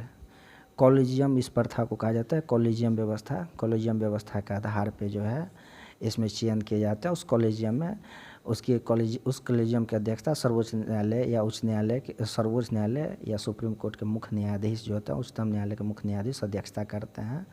और उसी उच्चतम न्यायालय के 4 वरिष्ठ न्यायाधीश को उसमें रखा जाता है और इस तरह से वोटिंग किया जाता है। और जब वोटिंग के बाद जिस पे निर्णय आता है उसके सिफारिश को राष्ट्रपति के पास भेजा जाता है और राष्ट्रपति उस पर अपनी सहमति देते हैं। अगर सहमति नहीं देना है तो एक बार लौटाते हैं, और जब लौटा दिया पुनः फिर से भेजा गया तो उस पर सहमति दे देते हैं। ये व्यवस्था भारत में है ताकि पावर ऑफ सेपरेशन जो है उसको मेंटेन किया जा सके। नेक्स्ट क्वेश्चन है कि राज्यसभा का पदेन अध्यक्ष कौन होता है? तो पदेन अध्यक्ष की बात किया गया है, 17 नंबर क्वेश्चन है। तो ये उपराष्ट्रपति होते हैं राज्यसभा का पदेन अध्यक्ष। पदेन अध्यक्ष क्या होता है? शब्द क्या है? पदेन अध्यक्ष का अर्थ क्या होता है? तो पदेन अध्यक्ष मूल रूप से वैसी परिस्थिति को कहा जाता है कि जिस परिस्थिति में क्या होता है कि उसका अध्यक्षता एक वही व्यक्ति करेंगे जो उस पोस्ट पे नियुक्त होंगे। जैसे यहाँ राज्यसभा का पदेन अध्यक्ष पूछा जाता है, तो राज्यसभा का पदेन अध्यक्ष कौन होगा? अब इनकी नियुक्ति नहीं होगी पदेन अध्यक्ष की, तो उपराष्ट्रपति होता है। तो उपराष्ट्रपति जो बने वो राज्यसभा का पदेन अध्यक्ष ऑटोमेटिक बन जाता है। ये होता है पदेन अध्यक्ष का अर्थ। जो उपराष्ट्रपति बनेंगे, उपराष्ट्रपति की चुनाव होगी और उपराष्ट्रपति बनते ही उस पर मुहर लग जाता है राज्यसभा का पदेन अध्यक्ष का भी, मतलब राज्यसभा की भी अध्यक्षता वो करेंगे। ये होता है पदेन अध्यक्ष के अर्थ, अर्थात उसका राज्यसभा के सदस्यता के लिए, राज्यसभा के अध्यक्षता के लिए अलग से उसकी नियुक्ति नहीं किया जाता, उसका चयन नहीं किया जाता है। नेक्स्ट है कि भारत का प्रधानमंत्री किसके प्रति जवाबदेह है? अभी हम बताए हैं सेपरेशन ऑफ पावर डेमोक्रेसी में सबसे बड़ी पहलू हो जाती है किसी भी डेमोक्रेसी में। तो सेपरेशन ऑफ पावर के तहत एक तरह से ये जो हमारे प्रधानमंत्री होते हैं उनको भी जवाबदेह बनाया गया है कि आप भले जीत के चले जाइए, तो इसका मतलब ये नहीं कि आप जैसा मन वैसा कीजिएगा। आपको 5 साल के लिए जीत के जाते हैं, लेकिन बीच में भी आप हटाए जा सकते हैं अगर आप जवाबदेही सही से नहीं तय कर पाते हैं और सही से व्यवस्था को नहीं चला पाते हैं। तो किसके प्रति जवाबदेही? तो ये लोकसभा के प्रति जवाबदेही होता है। और दूसरी जवाबदेही जो होता है किन के प्रति होता है उनका, भारत के प्रधानमंत्री का, तो राष्ट्रपति के प्रति होता है। बीपीएससी जो है कुछ साल से जो ऑप्शन ई रख दिए हैं, इसमें कई सारे स्टूडेंट का कन्फ्यूजन होता है और 3 से 4 क्वेश्चन उनका गलत होता ही है। इसका कारण है कि जो क्वेश्चन जो होते हैं क्वेश्चन उस पर ज़्यादा सोचने की ज़रूरत होती है और कुछ क्वेश्चन ऑटोमेटिक बता देता है इसका आंसर कौन होगा। इसमें पहली बात जो है कि लोकसभा और दूसरी मंत्रिमंडल, तीसरी राष्ट्रपति, चौथा राज्यसभा। पहला मंत्रिमंडल, दूसरा राष्ट्रपति, तीसरा लोकसभा, चौथा राज्यसभा। तो मंत्रिमंडल जो है उसका प्रधान होते हैं। तो जो आदमी किसी चीज़ का प्रधान होगा उसके प्रति वो जवाबदेह क्या रहेगा, तो इसको आप काट सकते हैं एनालिसिस बेस पे।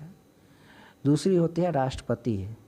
तो संविधान में लिखा हुआ है कि राष्ट्रपति प्रधानमंत्री की नियुक्ति करेंगे, तो इसका मतलब उससे नीचा हुआ, और उससे नीचा हुआ नियुक्ति करेंगे तो इसका मतलब वो हटा भी सकते हैं। और स्पष्ट रूप से आप अगर संविधान का अध्ययन करते हैं, बेयर एक्ट आपको पढ़ना चाहिए, बेयर एक्ट पढ़िएगा तो वो स्पष्ट भाषा जिस तरह से संविधान में वर्णन है, जो उपयोग किया गया, उसी तरह का वर्ड मिलेगा। और बेयर एक्ट से पॉलिटिकल साइंस का जो ये पर्सन होते हैं काफ़ी क्लियर होता है। बाकी चीज़ आप पढ़िएगा तो नॉलेज हो जाता है, लेकिन उतनी नॉलेज जब उसमें डॉटेड क्वेश्चन आ जाएगा तो उसमें आप फंसने की डर रहता है। तो ये बात है कि राष्ट्रपति के प्रति, तो राष्ट्रपति के प्रति वो जवाबदेह रहते हैं। तीसरा लोकसभा, तो लोकसभा के प्रति भी जवाबदेह रहते हैं। अभी आप पूछ सकते हैं कि अभी आप बताए हैं कि मंत्रिमंडल का अध्यक्ष होता है तो वो मंत्रिमंडल के प्रति जवाब नहीं रह सकता है, लेकिन लोकसभा के प्रति कैसे? लोकसभा का भी प्रधान होता है, लेकिन लोकसभा में वो प्रधान नहीं होता है, लोकसभा में बहुमत दल के प्रधान होते हैं वो। इस तरह से उसमें कई सारे और भी दल है, और जब उसकी विधायक इधर से उधर भागा, उसकी दल टूटी, उसके पास बहुमत नहीं है, तो उसका सट्टा सफाई है और राज्यसभा से ये प्रधानमंत्री का कोई अर्थ ही नहीं रह जाता है। इसलिए इसका आंसर आपका ई हो जाएगा, मतलब उपयुक्त में से कोई नहीं या एक से अधिक, इसमें एक से अधिक हो जाएगा। नेक्स्ट है संसद सदस्य बनने हेतु न्यूनतम उम्र क्या चाहिए? 90 नंबर क्वेश्चन आपका है। संसद सदस्य, तो आप देखिए पहला दिया 18 नंबर, तो 18 नंबर तो हो ही नहीं सकता, आप काट सकते हैं। क्यों काट सकते हैं? क्योंकि 18 नंबर तो हमारे देश में वोटिंग का अधिकार का मतलब ये है नियम, 18 साल आपका एज है तो आप वोटिंग कर सकते हैं। तो जो आदमी वोटिंग कर रहा है उससे थोड़ा तो ऊंचा होना चाहिए, उससे ज़्यादा एज का होना चाहिए थोड़ा सा, ताकि वो क्या हो कि मतलब किसी भी ये जो पद है उसके लिए योग्य हो। तो 18 साल नहीं है। दूसरा 21 साल, पहले 21 साल था लेकिन 18 साल वोटिंग का राइट किया गया। कब किया गया? 1969 में किया गया। 89 संशोधन शायद था, वो उसी समय किया गया। तो 21 साल जो है वो आपका पंचायत में अगर आप खड़ा होते हैं तो इसके लिए चाहिए। 25 साल आप, हाँ बेहिचक 25 साल आप अगर एमपी बनना चाहते हैं, लोकसभा का मेंबर, तो आपको मेंबर ऑफ पार्लियामेंट जिसको कहा जाता है, तो 25 साल चाहिए। फिर 30 साल, तो इस तरह से आपका आंसर तो 25 साल होना चाहिए, तो 25 साल एकदम आंसर सही होगा, 25 साल होना चाहिए। लेकिन इसमें क्वेश्चन क्या पूछ रहा है उस पर ध्यान देना है कि संसद पूछ रहा है, संसद का सदस्य बनने के लिए, इस पे विशेष ध्यान देना है। तो संसद का सदस्य बनने के लिए तो संसद में केवल आपका लोकसभा नहीं होता है, एमपी ही नहीं होते हैं, समझे? लोकसभा ही नहीं होता है, लोकसभा के साथ राज्यसभा भी होता है। और राज्यसभा का जो मेंबरशिप चाहिए उसके लिए 30 साल चाहिए। लोकसभा के लिए 25 साल और राज्यसभा के लिए 30 साल। फिर अगला राज्यपाल के लिए 35 साल, राष्ट्रपति के लिए भी 35 साल, उपराष्ट्रपति के लिए भी 35 साल। विधान परिषद किसी अगर स्टेट में है तो वहाँ भी कितना? 30 साल। तो इस तरह से आप समझ लीजिए कि संसद सदस्य बनने के लिए उसके पास लोकसभा राज्यसभा दोनों के एज होना चाहिए, क्योंकि वो संसद राज्यसभा के भी मेंबर बन गए तो सांसद हो गए, लोकसभा का भी मेंबर बन गए तो सांसद हो गए। तो 25 साल होगा तो लोकसभा का तो मान जाएंगे, लेकिन ये आंसर में फिट नहीं बैठ पाएगा। अगर 30 साल अब उसको रख दिए तो दोनों का बन जाएगा, लेकिन आप 30 साल नहीं मार सकते हैं, गलत कर देगा, क्योंकि 25 साल लोकसभा के लिए, तो इसलिए आप आंसर इसमें ई मारिए। नेक्स्ट है कि सर्वोच्च न्यायालय के न्यायाधीशों की सेवानिवृत्ति की उम्र क्या है, 20 नंबर क्वेश्चन। तो इसका आंसर आपका हो जाएगा 65 ईयर। क्यों? इससे पहले जो था वो 60 साल था सर्वोच्च न्यायालय के मुख्य न्यायाधीश का, सर्वोच्च न्यायालय के न्यायाधीश का, लेकिन अब जो है 65 साल कर दिया है, और जो उच्च न्यायालय है उसमें 62 साल कर दिया है। बाकी 70 साल जो है अभी संशोधन के द्वारा, जो आप करेंट क्वेश्चन है, ये मानवाधिकार के मानवाधिकार के अध्यक्ष होते हैं उनका 70 साल कर दिया है, ताकि वो 70 साल में तक बन सकते हैं। नेक्स्ट आपका सेक्शन आ गया ज्योग्राफी के, गोबी मरुस्थल कहाँ है। गोबी मरुस्थल की बात किया जाए तो ये आपका चीन में है, 21 नंबर क्वेश्चन। और चीन में अगर मंगोलिया आंसर रहेगा तो मंगोलिया मारेंगे, क्योंकि ये मंगोलिया का पार्ट है, लेकिन अगर चीन है तो चीन आंसर मारेंगे। अगर चीन मंगोलिया दोनों हो तो इनमें से कोई में आप आंसर मार सकते हैं। स्वेज नहर के बारे में पूछा है नेक्स्ट क्वेश्चन, कि स्वेज नहर कहाँ है। तो ये काफ़ी इम्पोर्टेंट क्वेश्चन है, क्योंकि कुछ दिन पहले ही आप न्यूज़ सुने होंगे कि एक जहाज़ स्वेज नहर में फंस गया था, और जिसके चलते जो है स्वेज नहर जो है पूरी तरह से काफ़ी प्रभावित हुआ, जहाज़ फंस जाने के कारण तो प्रभावित हुआ था, और व्यापार का महत्वपूर्ण मार्ग के रूप में काम कर रहा है स्वेज नहर अभी। और जब 1969 में इनका रजिस्ट्रेशन हुआ, उसी समय से 1956 में इनको बनाया गया था। मिस्र में 1969 में इसका रजिस्ट्रेशन किया गया, रजिस्ट्रेशन करवाया गया था। ये जिस तरह से हम लोग के यहाँ बैंकों का हुआ था, उसी तरह से राष्ट्रीयकरण कहा जाता है, राष्ट्रीयकरण करवाया गया था। तो स्वेज नहर जो है वो मूल रूप से आप भूमध्य सागर को लाल सागर से जोड़ता है। हम प्रयास करेंगे कि आगे जब डिस्कशन करें तो मैप भी बढ़िया से हो, ताकि मैप पर हम आपको बता सकें। भूमध्य सागर को लाल सागर से जोड़ता है। भूमध्य सागर को कैस्पियन सागर से बिल्कुल नहीं होगा, जब आप मैप देखिएगा तो स्पष्ट हो जाता है। कैस्पियन सागर जो है वो रूस के पास है, भूमध्य सागर यहाँ है। लाल सागर को हिंद महासागर से बिल्कुल ही नहीं होगा, लाल सागर आपका इधर है और हिंद महासागर ये है। लाल सागर के बाद अरब सागर आ जाता है बीच में, तो हिंद महासागर से जोड़ने का बात ही नहीं है। और इनमें से कोई नहीं तो ये उपरोक्त में से एक से अधिक। तो इस तरह से इसका आंसर आपका हो जाएगा, भूमध्य सागर को लाल सागर से ये जोड़ते हैं। नेक्स्ट है सीन नदी किस नगर से होकर बहती है। तो सीन, ये आप पढ़े होंगे कि सीन नदी जो है वो कहाँ से, 23 नंबर क्वेश्चन है, इसका आंसर हो जाएगा आपका बी, पेरिस से होकर के बहती है। नेक्स्ट क्वेश्चन है कि बिहार राज्य, 24 नंबर क्वेश्चन, कि बिहार राज्य किन दो देशांतरों के बीच अवस्थित है। तो ये 24 नंबर क्वेश्चन का ए आंसर हो जाएगा 84 डिग्री से 88 डिग्री जो होता है, यहाँ बिहार राज्य एस्टेब्लिश है 84 से 88 डिग्री।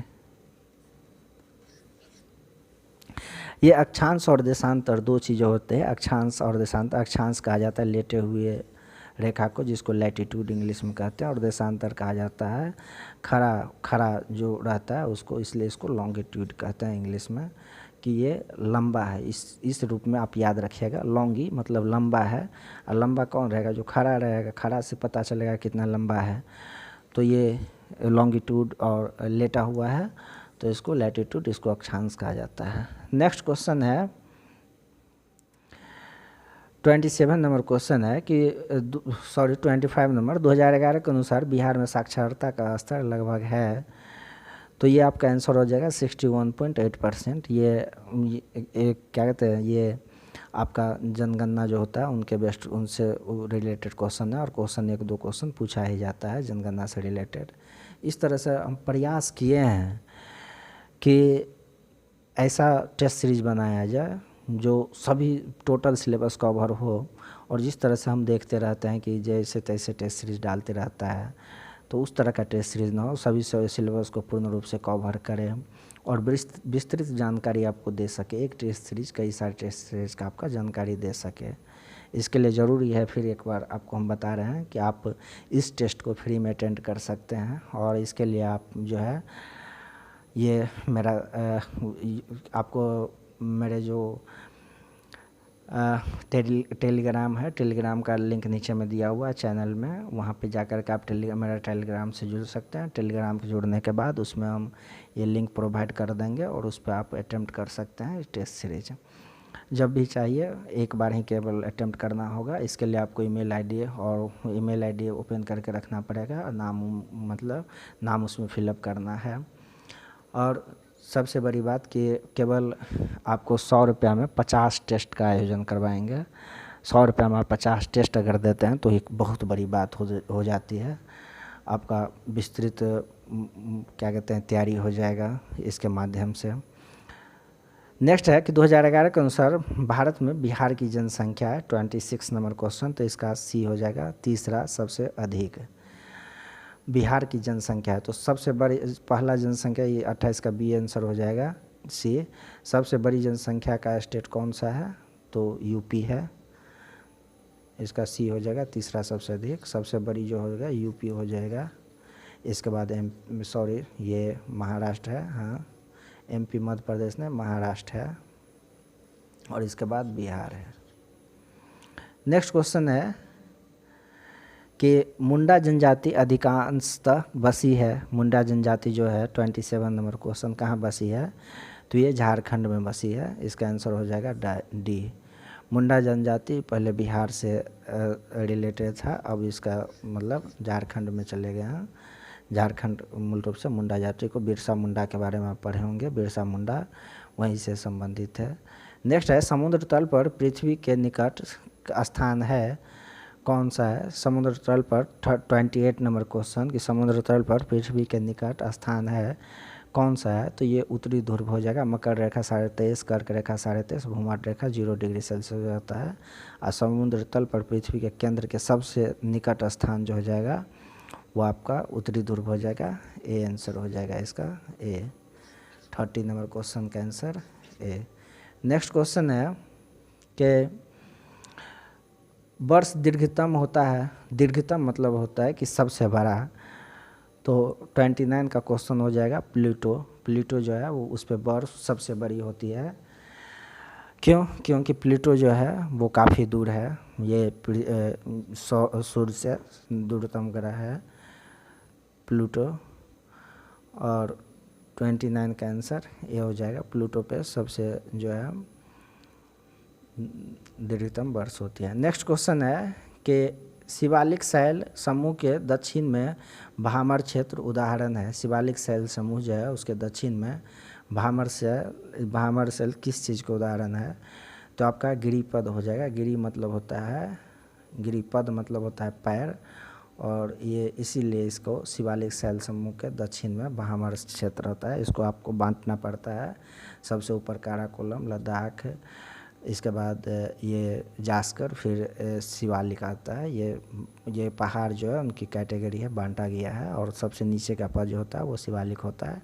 शिवालिक के पास गिरिपद स्थिति होता है। इसके बाद तराई का क्षेत्र जो होता है पूरे लगभग बिहार, यूपी, ये सब जो क्षेत्र है जो तराई के क्षेत्र के नाम से जाना जाता है। कई बार न्यूज़ भी आप पढ़िएगा, जब बाढ़ उठाता है तराई के क्षेत्र में, बाढ़ आया तराई के क्षेत्र में, इस तरह की घटनाएँ हुई है। लक्षद्वीप उदाहरण है। लक्षद्वीप जो है किस चीज़ का उदाहरण है 31 नंबर क्वेश्चन, तो ये आपका प्रवाल उत्पत्ति का है। संपूर्ण लक्षद्वीप जो है प्रवाल उत्पत्ति का उदाहरण है। और प्रवाल उत्पत्ति के साथ ही साथ जो अभी मतलब ये लक्षद्वीप जो है वो कहाँ इस्टेब्लिश है तो ये अरब सागर में इस्टेब्लिश है। इसको भी याद रखिएगा, ये अरब सागर में इस्टेब्लिश है लक्षद्वीप। और पहाड़ ये प्रवाल का उदाहरण है। नेक्स्ट क्वेश्चन है कि मौना लोआ उदाहरण है। क्या चीज़ का मौना लोआ उदाहरण है 32 नंबर क्वेश्चन, तो ये सक्रिय ज्वालामुखी का उदाहरण है। मौना लोआ क्या है, सक्रिय ज्वालामुखी का उदाहरण। मौना लोआ के करंट में भी आप पढ़ते होंगे, तो करंट में क्या चीज़ पढ़ते हैं कि जो अभी 30 मीटर टेलीस्कोप जो है उसका निर्माण, 30 मीटर टेलीस्कोप का निर्माण जो है वो मौना लोआ में किया जा रहा है। ये मौना लोआ कहाँ है तो ये आपका हो जाएगा अमेरिका में है। कहाँ पे है, अमेरिका में है। और यहीं 30 मीटर टेलीस्कोप का निर्माण किया जा रहा है। भारत, अमेरिका, इसके बाद इसमें जापान और चाइना शामिल है। ये करंट से रिलेटेड क्वेश्चन है। और ये पूछ रहा है कि क्या है ये, ये मौना लोआ उदाहरण है, क्या चीज़ का उदाहरण है?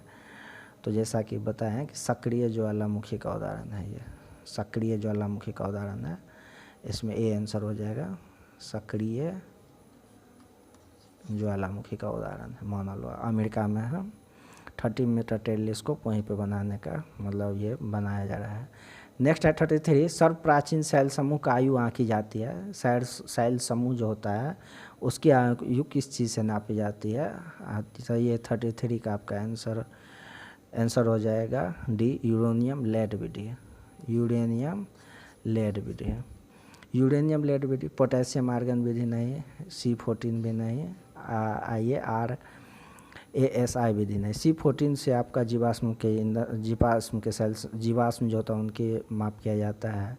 पोटेशियम आर्गन विधि से अलग माप किया। यूरेनियम विधि से जो होता है वो प्राचीन सेल समूह की नाप की जाती है। पोटेशियम आर्गन विधि वैसे मतलब ये हड्डी के जो होता है, बोन जो होता है उनके भी मतलब माप किया जाता है। नेक्स्ट है टेरारोस का प्रारूपिक विकास उस भूभाग में होता है जिसमें क्या है? ये 34 का आंसर आपका हो जाएगा, चूना पत्थर। टेरारोस जो होता है उनका विकास मूल रूप से चूना पत्थर जो होता है उस क्षेत्र में होता है। और चूना पत्थर के वहीं पे टेरारोस का विकास होता है। चूना पत्थर मूल रूप से जहाँ विकास जिस भूमि में होता है वहाँ पानी पड़ने के बाद क्या होता है, ये टपकन व्यवस्था होने लगता है।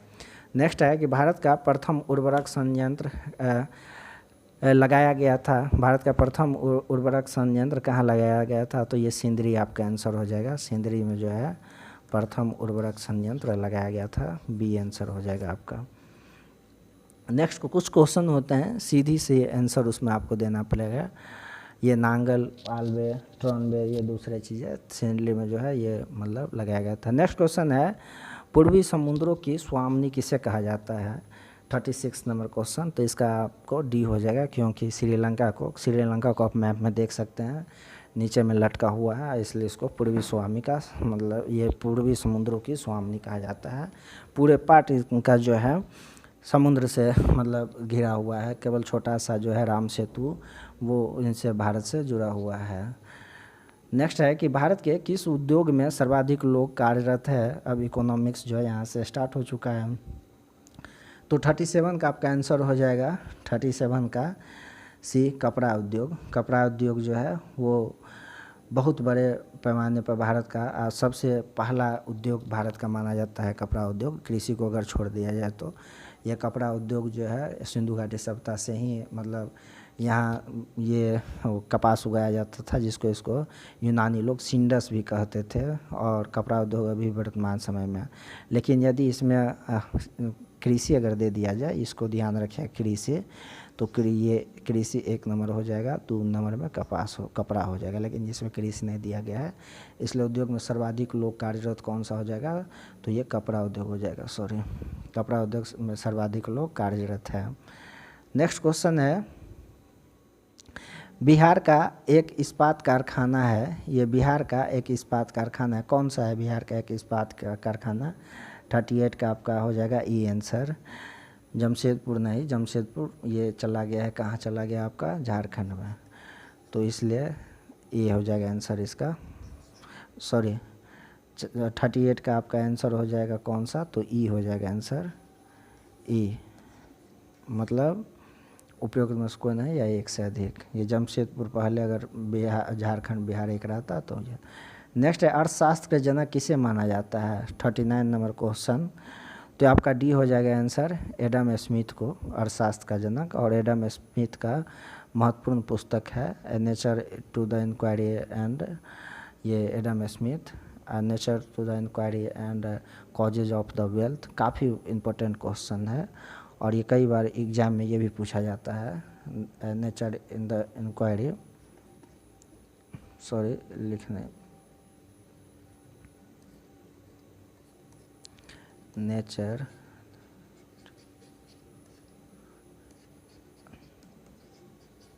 Inquiry and causes of the wealth. तो इस तरह से इसका आंसर हो जाएगा डी। नेक्स्ट क्वेश्चन है how to pay for the war के लेखक कौन है? काफ़ी इंपॉर्टेंट क्वेश्चन है how to pay for the war. 40 number question, इसका आंसर आपका हो जाएगा जेम्स कीन्स। जेम्स कीन्स के बारे में आप बात कीजिएगा। ये कीन्स बहुत बड़े इकोनॉमिस्ट थे, ये इंग्लैंड के इकोनॉमिस्ट थे, शायद इंग्लैंड या अमेरिका के इकोनॉमिस्ट है, सॉरी इसको मिस कर रहे हैं। अल्फ्रेड मार्शल ने होगा कि नहीं होगा। ये कीन्स थ्योरी काफ़ी इम्पोर्टेंट है और इसी के आधार पे जो है हमारे यहाँ जो है मनरेगा जिसको कहा जाता है, मनरेगा लाया गया था। क्या थ्योरी दिए थे जेम्स कीन्स? तो कीन्स थ्योरी था, और कीन्स कब थ्योरी दिए थे कि जब जो है ये ग्रेट डिप्रेशन, आप लोग पढ़िएगा, ग्रेट डिप्रेशन 1929 ईस्वी के करीब ग्रेट डिप्रेशन आया प्रथम विश्व युद्ध के बाद। पूरे वर्ल्ड की इकोनॉमी लगभग चौपट होने लगे केवल रसिया को छोड़ करके। तो उस समय अचंभित थे अमेरिका की क्या किया जाए, और अमेरिका के ही ये शायद इंग्लैंड के थे लेकिन अमेरिका में ये काम कर रहे थे। तो ये सरकार को बताए कि अब कुछ नहीं करना है, लोग को रोज़गार दीजिए। तो फिर सरकार पूछा रोज़गार कहाँ से दे, कैसे दे रोज़गार? तो बोला कोई काम नहीं है, कोई काम नहीं है, तो गड्ढा खुनवाइए लोगों से, और गड्ढा खुनवा करिए, और गड्ढा खुनवाने के बाद फिर उसमें बालू डलवाइए। मतलब कि गड्ढा खुनवाइए, वो गड्ढा खुनेगा, उसमें से मिट्टी हटेगा, फिर उस मिट्टी को उस गड्ढा में डलवाइए। तो इस तरह से ये दिए थे। और मनरेगा भी इसी तरह से लाया गया था कि जब इकोनॉमी में बिल्कुल ही रोज़गार ना हो तो सरकार को चाहिए कि इन्वेस्ट करना चाहिए इकोनॉमी में, और इन्वेस्ट करने से क्या होता है, रोज़गार बढ़ती है, रोज़गार बढ़ने से फिर डिमांड बढ़ने लगता है, डिमांड बढ़ने से क्या होता है कि फिर से रोज़गार बढ़ता है, और इस तरह से ये हमारी सर्किल जो रुक जाती है इकोनॉमी के, वो फिर से चलना स्टार्ट हो जाता है, ये कहा जाता है मतलब। और इसलिए मनरेगा लाया गया और इसके तहत लोगों को काम दिया गया, ऐसे बताया जाता है। एक तरह से आप इसको जोड़ सकते हैं। नेक्स्ट है कि भारत में किस प्रकार के अर्थव्यवस्था है? भारत की इस प्रकार की अर्थव्यवस्था है, तो आप 41 नंबर क्वेश्चन है, इसका आंसर हो जाएगा सी, विकासशील।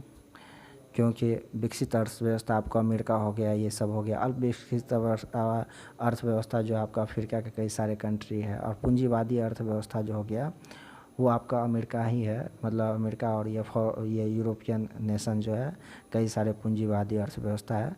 ये साम्यवादी, समाजवादी, पूंजीवादी ये दूसरी पहलू हो गया, लेकिन विकसित, अल्प विकसित, विकासशील ये अलग हो गया।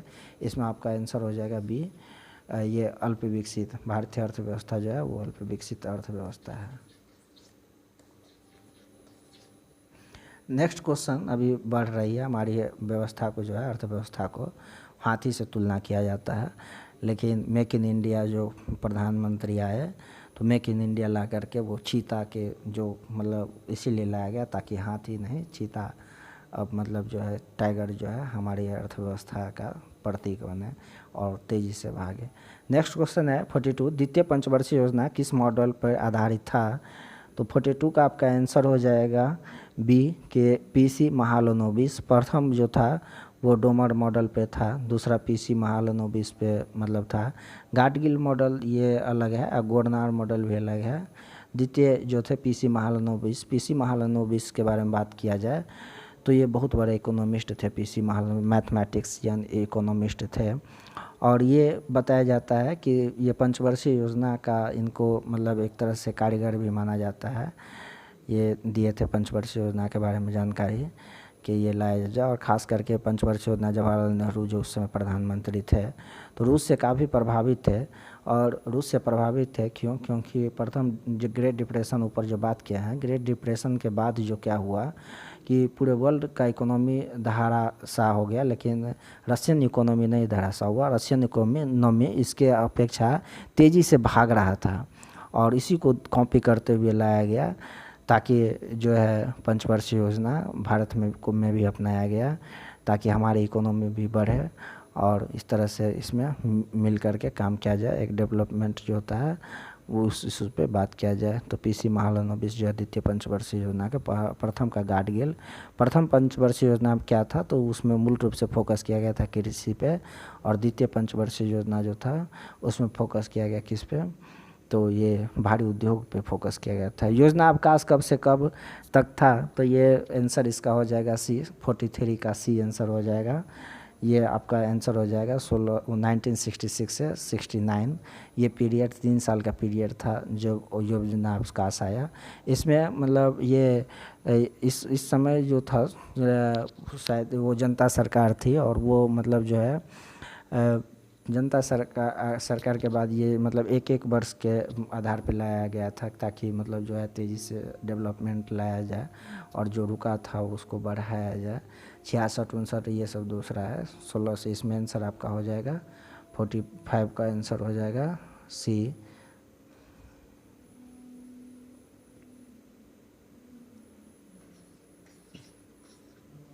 नेक्स्ट क्वेश्चन है, अनवरत योजना का प्रतिपादन किसने किया था, किसने दिया था, किसने किया था अनवरत योजना? 44 का आंसर, तो 44 का आपका सी हो जाए गुन्नार मिर्डर। उस समय जो थे गुन्नार मिर्डर, ये अनवरत योजना को लाए थे गुन्नार मिर्डर। अनवरत योजना का प्रतिपादन किए थे गुन्नार मिर्डर। नेक्स्ट क्वेश्चन है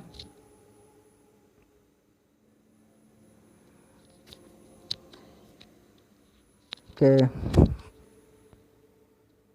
नेक्स्ट क्वेश्चन है, 1 मिनट फिर से फंस गया ये।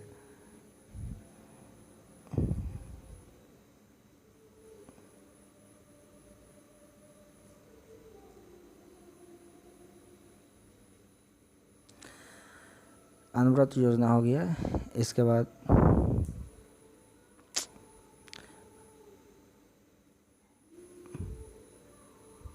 आप लोग इतना फैलाइए इस वीडियो को, मेरे चैनल को, ताकि हम अच्छे से सिस्टम, बढ़िया से बढ़िया सिस्टम ले सकें, और जो है आप लोग को किसी तरह का समस्या का सामना न करना पड़े।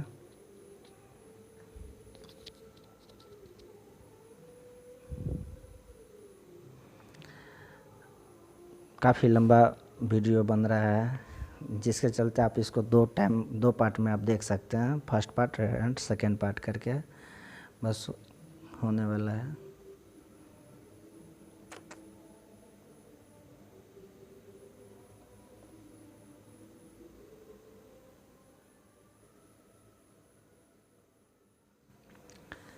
ये फंस जा रहा है।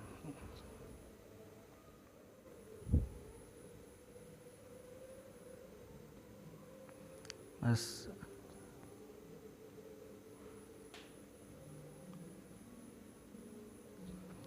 46 नंबर अनवरत योजना प्रतिपादन, ये गुन्नार मिर्डर जो थे इनके द्वारा प्रतिपादित किए गए थे अनवरत योजना।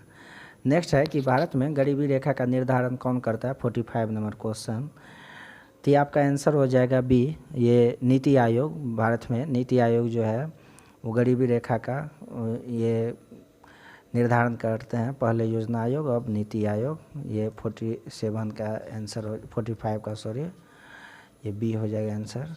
नेक्स्ट क्वेश्चन है, किसान क्रेडिट कार्ड की शुरुआत कब किया गया था?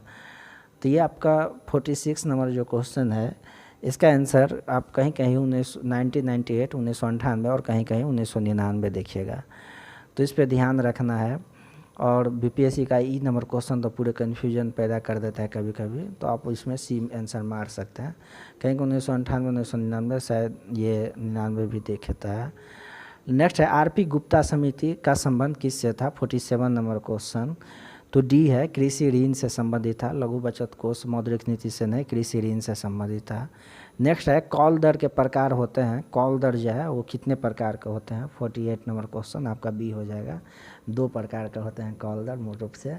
एक होता है नेट कॉल दर होता है, जिसमें रात्रि भर के लिए पैसे के लेन देन किया जाता है। एक लॉन्ग टर्म होता है कि एक दिन से ज़्यादा दिन के लिए पैसे के लेन देन किया जाता है। इसका आंसर हो जाएगा कॉल दर का, ये बी हो जाएगा आपका आंसर। 48 का बी आंसर हो जाएगा, 48 का बी। नेक्स्ट क्वेश्चन है, आईपीसी कहाँ का शेयर बाज़ार है, आईपीसी जो है कहाँ का शेयर बाज़ार है, तो ये 49 का बी हो जाएगा, मैक्सिको का आईपीसी जो है बी आंसर हो जाएगा। मैक्सिको का शेयर बाज़ार है आईपीसी, मैक्सिको का शेयर बाज़ार है। नेक्स्ट क्वेश्चन है सेबी का मुख्यालय कहाँ है, सेबी का मुख्यालय, तो ये आपका आंसर हो जाएगा सेबी का मुख्यालय मुंबई। आप लोग जैसा कि जानते हैं मुंबई को और किस नाम से जाना जाता है, तो ये वित्तीय राजधानी के नाम से जाना जाता है मुंबई को, दिल्ली को नहीं, मुंबई को। नेक्स्ट क्वेश्चन है बिहार राज्य अवस्थित है निम्न देशांतर के मध्य, बिहार राज्य कितना से कितना, तो ये 51 का ई हो जाएगा, उपयुक्त में से 1 से 1 से अधिक। ये 84 ऊपर भी एक क्वेश्चन था बिहार राज्य से रिलेटेड, 84 से 88 मतलब 84 समथिंग कुछ आता है, इसलिए ये इसमें मार दीजिएगा, ठीक रहेगा। नेक्स्ट है बिहार में लिंग अनुपात लगभग कितना है, तो ये 52 जो है इसका आंसर हो जाएगा आपका सी, 918 918 लिंगानुपात है, और ये एक शोचनीय है कदम। सबसे बढ़िया जो है क्या है, केरल का है, सबसे ख़राब हरियाणा का है, जिसके चलते हरियाणा में बेटी बचाओ बेटी पढ़ाओ नामक जो है बुलाया गया था, बेटी बचाओ बेटी पढ़ाओ नामक योजना को लागू किया गया था। नेक्स्ट है दामोदर नदी निकलती है, ये दामोदर नदी 53 नंबर क्वेश्चन कहाँ से निकलती है, तो ये बी हो जाएगा, छोटा नागपुर से दामोदर नदी निकलती है। छोटा नागपुर कहाँ है, झारखंड करीब है, और वहीं से दामोदर नदी निकलते हैं। नेक्स्ट क्वेश्चन है कि मुंगेर का बढ़िया ताल विरोध का उद्देश्य क्या था। मुंगेर का जो बढ़िया ताल, ये बिहार स्पेशल से रिलेटेड क्वेश्चन है कि बढ़िया ताल विरोध का उद्देश्य क्या था, तो ये हो जाएगा बकास्त भूमि की वापसी की मांग, और तब क्या हुआ वहाँ पे विरोध हुआ, फिर मतलब सरकार वही अंग्रेज का जो नीति है वही फिर उसको। नेक्स्ट है 55 बिहार बंगाल से पृथक कब हुआ, ये जानते हैं स्वदेशी आंदोलन आप लोग पढ़े होंगे। 55 का बी आंसर हो जाएगा, 1912 में बिहार जो है बंगाल से पृथक हुआ था। और 1912 में बिहार बंगाल से पृथक क्यों किया गया, ये स्वदेशी आंदोलन के चलते, नहीं तो ये क्या किया था बंग भंग आंदोलन, इसे स्वदेशी आंदोलन को 1905 कहा जाता है। तो 55 का आपका बी आंसर हो जाएगा 1912। नेक्स्ट क्वेश्चन है पटना उच्च न्यायालय की स्थापना कब हुई, पटना उच्च न्यायालय की स्थापना जो है कब हुई, तो 56 नंबर क्वेश्चन है, इसका आंसर हो जाएगा आपका ए के 1916 ईस्वी में पटना उच्च न्यायालय की स्थापना 1916 में हुई थी। नेक्स्ट क्वेश्चन है 1917 में रूसी क्रांति, 1918 1921 में ये न्यू इकोनॉमी पॉलिसी लाया गया था, कहाँ पे, रसिया में लाया गया था। नेक्स्ट है 1930 और 1931 के में बड़ी कांग्रेस ने सफलतापूर्वक अंग्रेजी हुकूमत को किस जिले में नाकाम कर दिया था। 1930 से 1931 में बड़ी कांग्रेस ने सफलतापूर्वक अंग्रेजी हुकूमत को किस जिले में नाकाम कर दिया था, 57 नंबर क्वेश्चन, तो ये 57 नंबर का आपका आंसर हो जाएगा डी, मुंगेर में कर दिया गया था। नेक्स्ट क्वेश्चन है 1830 के दशक में पटना नगर केंद्र था, किस चीज़ का केंद्र था 1830 के दशक में, तो 58 का आंसर आपका हो जाएगा डी, वहाबी आंदोलन का केंद्र था। पूछा जाता है कई बार वहाबी आंदोलन का केंद्र कहाँ था, ये भी पूछे जाते हैं, तो ये आपका हो जाएगा आंसर 1830 में, मतलब वहाबी आंदोलन का केंद्र पटना था। सन्यासी विद्रोह जो था वो मूल रूप से कहाँ हुआ था, तो ये बंगाल में गोदखाड़ी विद्रोह, मुंडा विद्रोह, ये झारखंड अभी चला गया, बिहार उस समय में था। अब वहाबी आंदोलन जो है पटना का केंद्र था। 1866-67 के नील खेतिहरों के बिहार में हुए विद्रोह के क्षेत्र की पहचान करें, ये जो 1866-67 के नील खेतिहरों के बिहार में हुए विद्रोह की पहचान करें, 59 नंबर क्वेश्चन है, और इसका आंसर आपका डी हो जाएगा, चंपारण मुजफ्फरपुर। 1867-66 नील खेतिहर के बिहार में विद्रोह, तो यही चंपारण विद्रोह। और चंपारण विद्रोह के बारे में आप पढ़े होंगे कि किस तरह से राजकुमार शुक्ल जो है वो बुलाए थे, गांधी जी को इनविटेशन दिए थे, फिर गांधी जी आए, आंदोलन किया, इनका प्रथम आंदोलन जो था भारत में, और इस तरह से गांधी जो है, महात्मा गांधी जो है यहाँ से पूरे देश लेवल पे फिर आंदोलन प्रारंभ किए थे, बाद में जा कर के 1919 में रॉल एक्ट में हिस्सा लिया। नेक्स्ट है कि बिहार के सुप्रसिद्ध संत सरफुद्दीन मनेरी का संबंध सूफियों के किस संप्रदाय से थे, 60 नंबर क्वेश्चन है, तो ये 60 नंबर का सी हो जाएगा। जैसा कि फिरदौसी हम बात भी किए थे पिछले क्वेश्चन में कि फिरदौसी जो था वो बिहार में काफ़ी फेमस जो था, काफ़ी फेमस मतलब जो फिरदौसी को मिला, ये जिस जो भी ये सूफी संत थे, उसमें फिरदौसी काफ़ी प्रसिद्ध हुए बिहार में। और ये बिहार के सुप्रसिद्ध संत शरफुद्दीन मनेरी का संबंध भी जो था फिरदौसी था। चिश्ती का तो ये मोहिउद्दीन चिश्ती इसके संस्थापक थे, सोहरावर्दी कुतुबुद्दीन ये सब ने होगा। नेक्स्ट क्वेश्चन है आपका मैथ्स हो गया, इसका मैथ्स को आप कैलकुलेट कर लीजिएगा, 2 4 3 4 ये है, इस तरह का पॉइंट है। तो नेक्स्ट वीडियो में मैथ को भी मतलब डिस्कशन करने का प्रयास करेंगे। 61 का आंसर, आपका आंसर इसको हम बताते जा रहे हैं, ये आंसर हो जाएगा 61 का। और फिर आपका 62 नंबर क्वेश्चन है, इसका आंसर आपका हो जाएगा 62 का भी ये हो जाएगा, ये वो है रीजनिंग से लगभग। 63 का आंसर आपका हो जाएगा, इसमें पूछ रहा है कौन से किस छोटी से छोटी संख्या से गुना किया जाए कि एक पूर्ण वर्ग हो जाए। तो ये पूर्ण वर्ग करने के लिए कह रहा है, तो ये 63 का आंसर आपका हो जाएगा कौन सा, तो सी हो जाएगा आंसर, 7 हो जाएगा। पूर्ण वर्ग किस छोटी से छोटी संख्या से गुना किया जाए कि एक पूर्ण वर्ग हो जाए, इसका आप एलसीएम निकाल सकते हैं। एलसीएम के बाद जो संख्या बचेगा तो उसी से उसको गुना कर देंगे, पूर्ण वर्ग हो जाएगा। नेक्स्ट है 64, ये मतलब आपका ये है टेम्परेचर से, ये औसत का क्वेश्चन है। ये 3 डे दिया गया, उसको गुना कर देंगे, फिर इसको घटा देंगे। 64 का आंसर हो जाएगा आपका ए, मतलब 41 डिग्री। नेक्स्ट है यदि x का 100/3% 11 हो तो x का मान, तो x का 100/3 है बराबर 11 कर देंगे, और फिर 11 33 बटा ये 100 कर देंगे, तो इस तरह से x का मान 65 का आंसर निकल जाएगा। और 65 का आंसर हो जाएगा आपका लगभग 33। x का 100/3% 11 हो तो x का मान होगा x इंटू 100/3 हो जाएगा, और फिर बटा में 100 हो जाएगा, 100 कट गया, 11 33% हो जाएगा। नेक्स्ट है कि 66 दिल्ली से अमृतसर के लिए 2 गाड़ियाँ एक ही दिन 10 बजे से इतना बजे ये चल रहा, और 75 किलोमीटर घंटे चाल दिल्ली से कितनी दूरी पर दोनों गाड़ियाँ मिलेंगे। 66 नंबर क्वेश्चन है, इसका आंसर आपका डी हो जाएगा 300। नेक्स्ट है एक परीक्षा में 20 छात्र 300 आंसर हो जाएगा, इसका डी हो जाएगा आंसर। नेक्स्ट ये 66 का। 67 है एक परीक्षा में 20 छात्र अंग्रेजी में असफल रहे और 35 छात्र हिंदी में असफल रहे। यदि सफल छात्रों की संख्या 288 हो तो परीक्षा में बैठने वाले छात्रों की संख्या होगा 67 है, इसका सी आंसर हो जाएगा आपका 400 आंसर हो जाएगा, ये 400 आंसर हो जाएगा इसका। नेक्स्ट क्वेश्चन है कि 68 मेरी घड़ी सोमवार 2 बजे दोपहर से 3 मिनट पीछे है, और बुधवार 2 बजे दोपहर से 3 मिनट आगे है, इससे ठीक समय कब मिलेगा 70 का, तो आपका 70 का बी हो जाएगा, मंगल 8 बजे सुबह। नेक्स्ट क्वेश्चन है 69 180 सीढ़ियाँ वाला एक मीनार पर चढ़ते समय एक पुरुष 30 सीढ़ियों को चढ़ने के पश्चात 2 मिनट विश्राम लेता है, मीनार के ऊपर पहुंचने तक उसने कितनी देर विश्राम किया। 69 का आंसर आपका हो जाएगा सी। नेक्स्ट है 70 लकड़ी के ब्लॉक का इतना माप है, ये निकालना है। 70 का आंसर आपका हो जाएगा बी 8। नेक्स्ट है शक्ति का मात्रक, साइंस से स्टार्ट हो गया यहाँ से। शक्ति का मात्रक है, शक्ति का मात्रक क्या होगा 71 का आंसर हो जाएगा आपका सी, वाट होता है शक्ति। शक्ति मतलब जो कार्य बटा क्षमता होता है, इसका फॉर्मूला इस तरह से उसको काटेगा तो वाट निकल जाएगा। न्यूटन बल का मात्रक होता है, बोल्ट जो होता है वो न्यूट्रॉन, ये कुछ नहीं है बोल्ट। नेक्स्ट है कि महासागर में 72 महासागर में डूबी हुई वस्तु की स्थिति जानने के लिए किस यंत्र का प्रयोग किया जाता है। 72 नंबर क्वेश्चन, तो ये डी हो जाएगा सोनार का।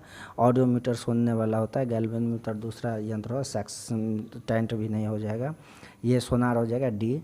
नेक्स्ट है साधारण यंत्र किसी व्यक्ति की पहचान करता है, किस तरह से साधारण यंत्र जो है, तो ये बी हो जाएगा, कम बल का प्रयोग करके भी उतने ही काम करने में, इसलिए साधारण यंत्र का जो होता है उपयोग। वर्षा की बूंद की गोलाकार आकृति का कारण क्या है। 74 नंबर क्वेश्चन बी हो जाएगा, पृष्ठ तनाव। आप पढ़िएगा कि पृष्ठ तनाव के चलते ही वर्षा की बूंद गोलाकार हो जाती है, कई सारे घटनाएं जो है पृष्ठ तनाव के कारण होता है।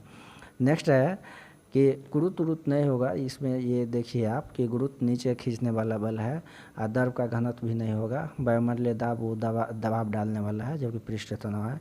नेक्स्ट है कि निम्न में किस विकिरण में ऊर्जा प्रति क्वांटम सर्वाधिक होती है, तो 75 का आंसर हो जाएगा बी, 200 से 280 न्यूटन मीटर। इसका फार्मूला है कि ऊर्जा यदि मतलब जिसका तरंग दैर्ध्य अधिक होता है उसका ऊर्जा कम होता है। तो इस तरह से आप ये मतलब निकाल सकते हैं। ये 200-280 जो है इसका तरंग दैर्ध्य सबसे मतलब कम है तो ऊर्जा अधिक होगा। और यदि जिसका ऊर्जा अधिक हो 1 बाय मतलब ये लेमडा इसका फार्मूला होता है, 1 बाय लेमडा का प्रोपोर्शन होता है 1 बाय ये होता है। तो नेक्स्ट है कि 76 नंबर क्वेश्चन, 100 सेंटीमीटर के वाष्प द्वारा उत्पन्न जलन उसी ताप के पानी द्वारा उत्पन्न जलन से अधिक गंभीर होती है। इसका कारण क्या है? तो ये बी हो जाएगा। वाष्प अधिक गुप्त उष्मा, वाष्प में गुप्त उष्मा पाया जाता है जिसके चलते अधिक जो है जलन पैदा करता है। और ये वाष्प एक गैस होती है, ये गलत है क्योंकि वाष्प जो है पूरी तरह से गैस नहीं होती है। वाष्प द्वारा अधिक उष्मा दी जाती है, ये गलत। इसमें गुप्त उष्मा पाया जाता है। 76 का आपका आंसर हो जाएगा बी। वाष्प द्वारा अधिक उष्मा दी जाती है, यही गुप्त उष्मा हुआ। वाष्प अधिक ज्वलनशील ऐसा कोई बात नहीं है ये। नेक्स्ट है कि दीर्घ रेडियो तरंगें पृथ्वी की किस सतह से परावर्तित होती है? दीर्घ रेडियो तरंग जो है 77, तो इसका आंसर आपका बी हो जाएगा। आयन मंडल से जो है, जो भी मतलब रेडियो प्रकाश जो होता है वही आयन मंडल से बाहर परावर्तित होता है जिसके चलते रेडियो हम का उपयोग करते हैं। क्षोभ मंडल सबसे निचले मंडल कहा जाता है, इसके बाद समताप मंडल होता है, इसके बाद आपका मतलब ये आयन मंडल होता है और फिर मतलब बहिर्मंडल, मध्य मंडल, बहिर्मंडल होता है। क्षोभ सीमा, क्षोभ मंडल और समताप मंडल के सीमा बीच के भाग कहा जाता है। नेक्स्ट है माध्यमों एक जल माध्यम एक माध्यम दिया हुआ है। एक में जल 2 है, 2 में इस्पात, 3 में नाइट्रोजन। ध्वनि की चाल आरोही क्रम में लिखना है। 80 नंबर क्वेश्चन है तो इसका आंसर डी हो जाएगा। सबसे ज़्यादा किसमें ध्वनि हो जाएगा? आरोही क्रम मतलब बढ़ते क्रम और अवरोही मतलब घटते, आरोही बढ़ते, तो सबसे ज़्यादा इस्पात में हो जाता है।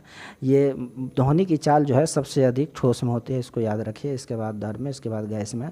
तो इस्पात यहाँ ठोस है सबसे ज़्यादा, इसके बाद नाइट्रोजन, इसके बाद ये जल। 80 का आंसर आपका हो जाएगा कौन सा? तो डी हो जाएगा, मतलब ये जल, इसके बाद नाइट्रोजन, गैस सबसे कम। नेक्स्ट क्वेश्चन है 81 के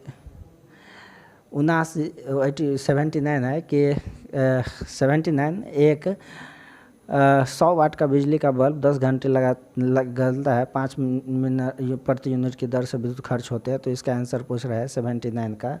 तो 79 का आपका आंसर हो जाएगा ये 5 रुपया। ये 1000 वाट जो बिजली का बल्ब 1000 वाट बराबर जो होता है 1 होता है, तो 5 रुपये प्रति यूनिट 1 वाट। 1000 वाट बराबर 1 वाट होता है, तो 1 वाट का 5 रुपया है, तो ये 5 रुपया मतलब हो जाएगा इसका आंसर। नेक्स्ट क्वेश्चन है, ये आंसर हो जाएगा 81 का। नेक्स्ट है कि निम्नलिखित में से किसने न्यूटन से पूर्व ही बता दिया था कि सभी वस्तु पृथ्वी की ओर गुरुत्वाकर्षित होती है? 80 नंबर क्वेश्चन। तो 80 नंबर का डी हो जाएगा। ब्रह्मगुप्त थे, ये गुप्त वंश से गुप्त काल के समय में ये लोग थे। ब्रह्मगुप्त हो गया, बुधगुप्त, बराहमिहिर और आर्यभट्ट, बराहमिहिर और ब्रह्मगुप्त। और ब्रह्मगुप्त जो है वो ब्रह्मांड के बारे में विशेषज्ञ माने जाते हैं और ये काफ़ी अध्ययन किए थे और अपने पुस्तक में लिखे हैं कि किस तरह से जो है पृथ्वी गुरुत्वाकर्षण की ओर खींचती है। तो ये ब्रह्मगुप्त हो जाएगा। 80 नंबर का आंसर डी आपका आंसर हो जाएगा। नेक्स्ट है कि 81 परमाणु के नाभि के अवयव है। परमाणु के नाभि में कौन कौन से तत्व पाए जाते हैं? तो इसमें इलेक्ट्रॉन और प्रोटॉन, न्यूट्रॉन हो जाएगा। 81 का सी आंसर हो जाएगा, क्योंकि ये जो 3 तत्व होते हैं 81 का सी, 3 तत्व इलेक्ट्रॉन, प्रोटॉन, न्यूट्रॉन होता है। तो हम लोग जानते हैं कि जो इलेक्ट्रॉन है वो कक्षा के चारों ओर घूमते रहता है। नेक्स्ट है कौन सा अणु एटम का भाग नहीं है? इलेक्ट्रॉन, प्रोटॉन, न्यूट्रॉन हो जाएगा, फोटोन नहीं हो जाएगा, डी हो जाएगा। 84 का इलेक्ट्रॉन, प्रोटॉन, न्यूट्रॉन होता है। भौतिक परिवर्तन का उदाहरण कौन सा है? 83 का आंसर आपका डी हो जाएगा, पानी से चीनी का घुलना। क्योंकि भौतिक परिवर्तन का अर्थ है कि फिर से उस चीज़ को आप पा लेते हैं। पानी में चीनी अगर घोल दिया जाए फिर पानी को वाष्पित कर दिया जाए तो चीनी आप प्राप्त कर सकते हैं, लेकिन दूध से दही में नहीं हो जाएगा, मोमबत्ती से ही है। नेक्स्ट क्वेश्चन है जल अपघटन में ऊर्जा किस रूप में उत्पन्न होती है? जल अपघटन में 84 नंबर बी आंसर हो जाएगा, उष्मा के रूप में उत्पन्न होती है ये ऊर्जा। जल अपघटन से प्रकाश के रूप में नहीं, कभी नहीं, ध्वनि के रूप में भी, अम्ल के रूप में भी नहीं हो जाएगा। नेक्स्ट है तीसरी और चौथी समूह के ऑक्साइड का समान गुणधर्म क्या है, 85 नंबर क्वेश्चन। तो आपका ये हो जाएगा बेसिक और एसिडिक, मतलब दोनों गुण उसमें पाए जाते हैं। नेक्स्ट है भू प्रॉपर्टी में सर्वाधिक पाया जाने वाला तत्व कौन सा है, 86 नंबर क्वेश्चन। तो ये आपका ऑक्सीजन हो जाएगा।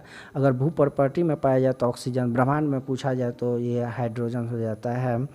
और मतलब ये भू प्रॉपर्टी में ऑक्सीजन हो जाता है, ब्रह्मांड में हाइड्रोजन हो जाता है, और वायु में पूछा जाए तो नाइट्रोजन हो जाता है। इसको याद रखिएगा, भू प्रॉपर्टी में ऑक्सीजन, वायु में नाइट्रोजन, ब्रह्मांड में आपका हाइड्रोजन होता है।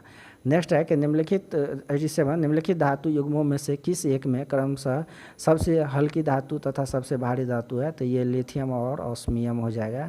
87 का बी आंसर आपका हो जाएगा, लिथियम ऑस्मियम। लिथियम सबसे हल्की और ऑस्मियम सबसे भारी धातु है। पूछ रहा है कि कौन सा सबसे हल्की सबसे भारी। नेक्स्ट है कि सर्वाधिक कठोर तत्व निम्न में से कौन है, 88 का क्वेश्चन। सर्वाधिक कठोर तत्व तो ये हो जाएगा हीरा।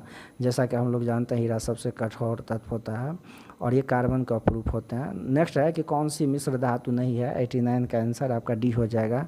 तांबा मिश्र धातु नहीं है, क्योंकि इसके फार्मूला जो होता है Cu होता है कॉपर, और कॉपर मतलब मिश्र धातु दो से अधिक धातु को मिला करके जो बनता है तो वो बनता है, जैसे स्टील पीतल हुआ। लेकिन तांबा जो है वो तत्व होता है, एलिमेंट होता है। नेक्स्ट है जस्तेदार लोहे की चादर जंग से बची रहती है क्योंकि उनकी निम्नलिखित परत विद्यमान होती है। कौन सी परत, तो 90 का आंसर हो जाएगा आपका सी, यशद का लेप उस पर लगा दिया जाता है, जिसको गैल्वेनाइजेशन भी कहा जाता है, जिसके चलते वो नहीं होता है, खराब होता है। फूलों के अध्ययन को क्या कहा जाता है, 91 नंबर क्वेश्चन है फूलों के अध्ययन को। तो ये बी हो जाएगा, एंथोलॉजी कहा जाता है फूलों के अध्ययन को। नेक्स्ट है कि निम्नांकित विषयों में कौन सा विषय जनसंख्या या मानव जाति के महत्वपूर्ण आंकड़ों के अध्ययन से संबंधित है। 92 का आपका आंसर हो जाएगा सी, जनांकिकी जो है ये। नेक्स्ट है कि वर्तमान प्रमाण